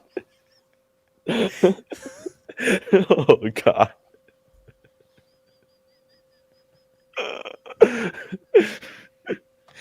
I'm so happy that 2 hours and 41 minutes into this mess, no one on the replay is gonna get here. So that's great. And then Mo here says he's not responding since Snyder isn't mentioned. Well, I did mention Snyder. We did mention Zack Snyder. Should we say it more time? Yeah. Zack Snyder. The Snyderverse. It's the Snyderverse. See, Elsa here says, morning guys, 9 a.m. here. Happy to see it live because time zones suck, especially being 8 hours apart. Yeah, I mean, you kind of came in also at the very near the end. So yeah, the show's basically over, folks. But Elsa, we always appreciate you. Thank you so much for being here. And I appreciate, again, all you guys. There's 100 of you guys here right now. If you guys want to help support the channel, smashing that like would be fantastic. Getting us up to 50 likes would be great. Wait, Archer, you're playing against Psyche right now? What? Are you playing Fortnite right now, RJ? No. Oh, okay. I got that vibe from Andrew Dunbar's comment. Okay. I mean, there is like a Chud article here, but I don't want to go. We won't go through it today. We'll go through it. I'll save it for tomorrow. But this is bounding into comics saying wokeness or superhero fatigue. What exactly is killing the MCU? Right? Nothing. By some guy named Slade Hale. I don't think this is a real person. It sounds like what are the articles they written? Let's see here. Slade has been writing for some of the most prolific pop culture productions publications since the mid-90s. Hobbies include composing music, roughing it outdoors. That means going Greek, by the way. Keeping his cats and wife happy in that order. So it's all about the pussy for this guy. Yeah. You look at this article here. Santa Inc. is getting wrecked, and that's the goal. What? Okay. Let's see. Why the Matrix Resurrections glitch trailer has us concerned. Okay. Oh, really? Recently. So he's been writing for the most prolific pop culture publications since the mid '90s. All right, let me Google this guy. Let me just Google Slade Hale. That sounds like a all right. So he's on. Hold on, I don't want to bring that up in case anything pops up for my own personal stuff. Let me take a look here. Slade Hale. Who is this guy? Slade. It does sound like a strip club DJ, Dave. Kinda, but like that's kind of a cool name, man. Like like who are you? Oh man, my name is Slade Dale or Slade Hale. Like Taylor Richards said, Slade Hale sounds like a strip club DJ name. It sounds like, but it's kind of a cool name too. Just I'm not gonna lie. Or an 80s action hero. Yeah, right. Yeah, right. Like have you seen the new Slade Hale movie? Slade Hale, directed coming by Steven Spielberg. Yeah, coming June 1989. He's the ladies' man out there fighting crime and getting pussy. Slade Hale. His wife. I can't find anything on the guy. He's totally fake. Writing for the most prolific outlets, pop culture publications since the 1990s. Hobbies include composing music, roughing it outdoors, keeping his cats and wife happy. Wow. What in the hell? I bet he worked for Deadline in the mid 80s. Yeah, well. this is what happened to Nikki Fink. This is Nikki Fink's alt. This is her alt. This is her alt. She is the wife that is being so happy.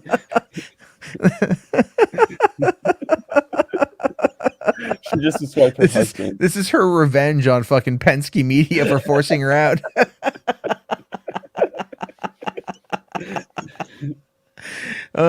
Command Unit here for $5 more. Thank you, buddy. Says reminds me in a few years when the 18 plus 40K park opens. Dude, that's yeah. It's what would that be? What would a mature 18 plus 40K park entail? Right? What would it entail? like it's just it's all like, what do you want to do? I don't know, kill everything. Fantastic. Welcome to the party. It's like you see like groups of 20,000 drunk adults, like all just LARPing with Space Marine, like foam Space Marine suits, like a fat samurai or a fat sumo costume. It's all like for the Emperor, and they're all like it's just LARPing for beer for the past 2 hours. That's it, right? It's like for the Empire. I don't care. Yeah. It's like okay. Let's see here. Brian asks, can I ask a brief birthday question? You think Eddie Murphy still wants to do Beverly Hills Cop 4? Or is he overplaying Detective Foley? I think if the script is good, and I forget who's directing Beverly Hills Cop 4. I thought it's a streaming movie, to be honest. Well, it is. It's Netflix. Netflix, yeah. Oh, was it? Yeah. Yeah. Hold on, so I'm getting told right now that apparently Midnight's Edge really likes Hawkeye, and they really like Haley Steinfeld in Hawkeye. Oh no! And they're praising her, and it's blowing my friend's mind. Who's like, wait a minute, what? Shh! Don't say that. Don't say that to Nerdrotic, because he's not going to be able to understand that people like things. Wow. So there we go on that one. But anyway, guys, I think on that particular, holy shit. Sorry. Check this out, by the way. So speaking of, I just saw this on Twitter and I want to show it to you guys before I go to bed. This is from the Unreal 5 Matrix demo. Check this out. Holy shit. What is Dude, that's from the Matrix. Is that for the trailer for the movie? No, that's from the Unreal 5 demo. The Matrix Awakens? You're bullshitting. That's not true. That's not it. I mean, Holy shit! Give it time for them to really kind of beef up. Imagine that on like a 4K TV. Holy shit! That's why I want to play it on my 4K TV. That's why I want to get my hands on that. So I think that's gonna be pretty dope. Let's see here. Also, Midnight says, just realized international Netflix dropped Discovery. Yeah, I saw that they put up a video about that, saying something along the lines of like, or there people. I read the comment section, and the comments are like, oh, they don't get business. They're streaming. I don't know, man. I'm so tired of idiots. Let's see here. Keji says, I played it, and it is no lie. That city really is huge. Yeah, no, I'm gonna play it. I'm gonna get it. I'm gonna get it tomorrow. So, what is this here? Ruby Page says VarkTech. It's a bot. Yeah, it's a bot. Cool. There's other bots like that come in like IPO tech. Like they're just. Oh, I don't see all of that here. I guess if you guys get to it before I get to it, then I don't see it. But that being said, thank you all. I'm gonna go to bed. But thank you guys so much for coming on in tonight, hanging out. Thank you very much to RJ and Caden and Enosh, who joined us here in spirit. Yeah, hey, you know that's the best promotion you can get for his brand ever. You see the little Poindexter Lounge logo for like an hour. Yeah, He is a sponsor of the channel. There we go on that one. But again, guys, thank you all so much. I probably will just take tomorrow. I don't know if I'll be on tomorrow night because I have to go to Seattle all day Saturday, and I might just need to get some sleep a little early tomorrow night. Or if I do, it'll be a quick, maybe hour-long stream, not a 3-hour. But I will say that because I will be killed on Saturday if I'm not awake. But I just want to say thank you guys all very much for coming on in. If you guys are listening to this on the VOD, thank you again. Be sure to check out Resident of Justice. Be sure to check out Caden over there on Pop Culture Corner. And lean on. And what's Austin's channel called again? I keep forgetting. Little Big City Studios Network. Little Big City Studios. There we go. Austin's a good guy too. Yeah. And then of course Poindexter Lounge, where you can get all of the latest updates. None of the vocals.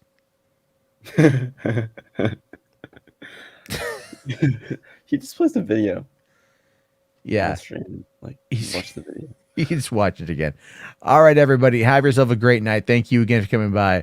I'll see you guys later and have a good one.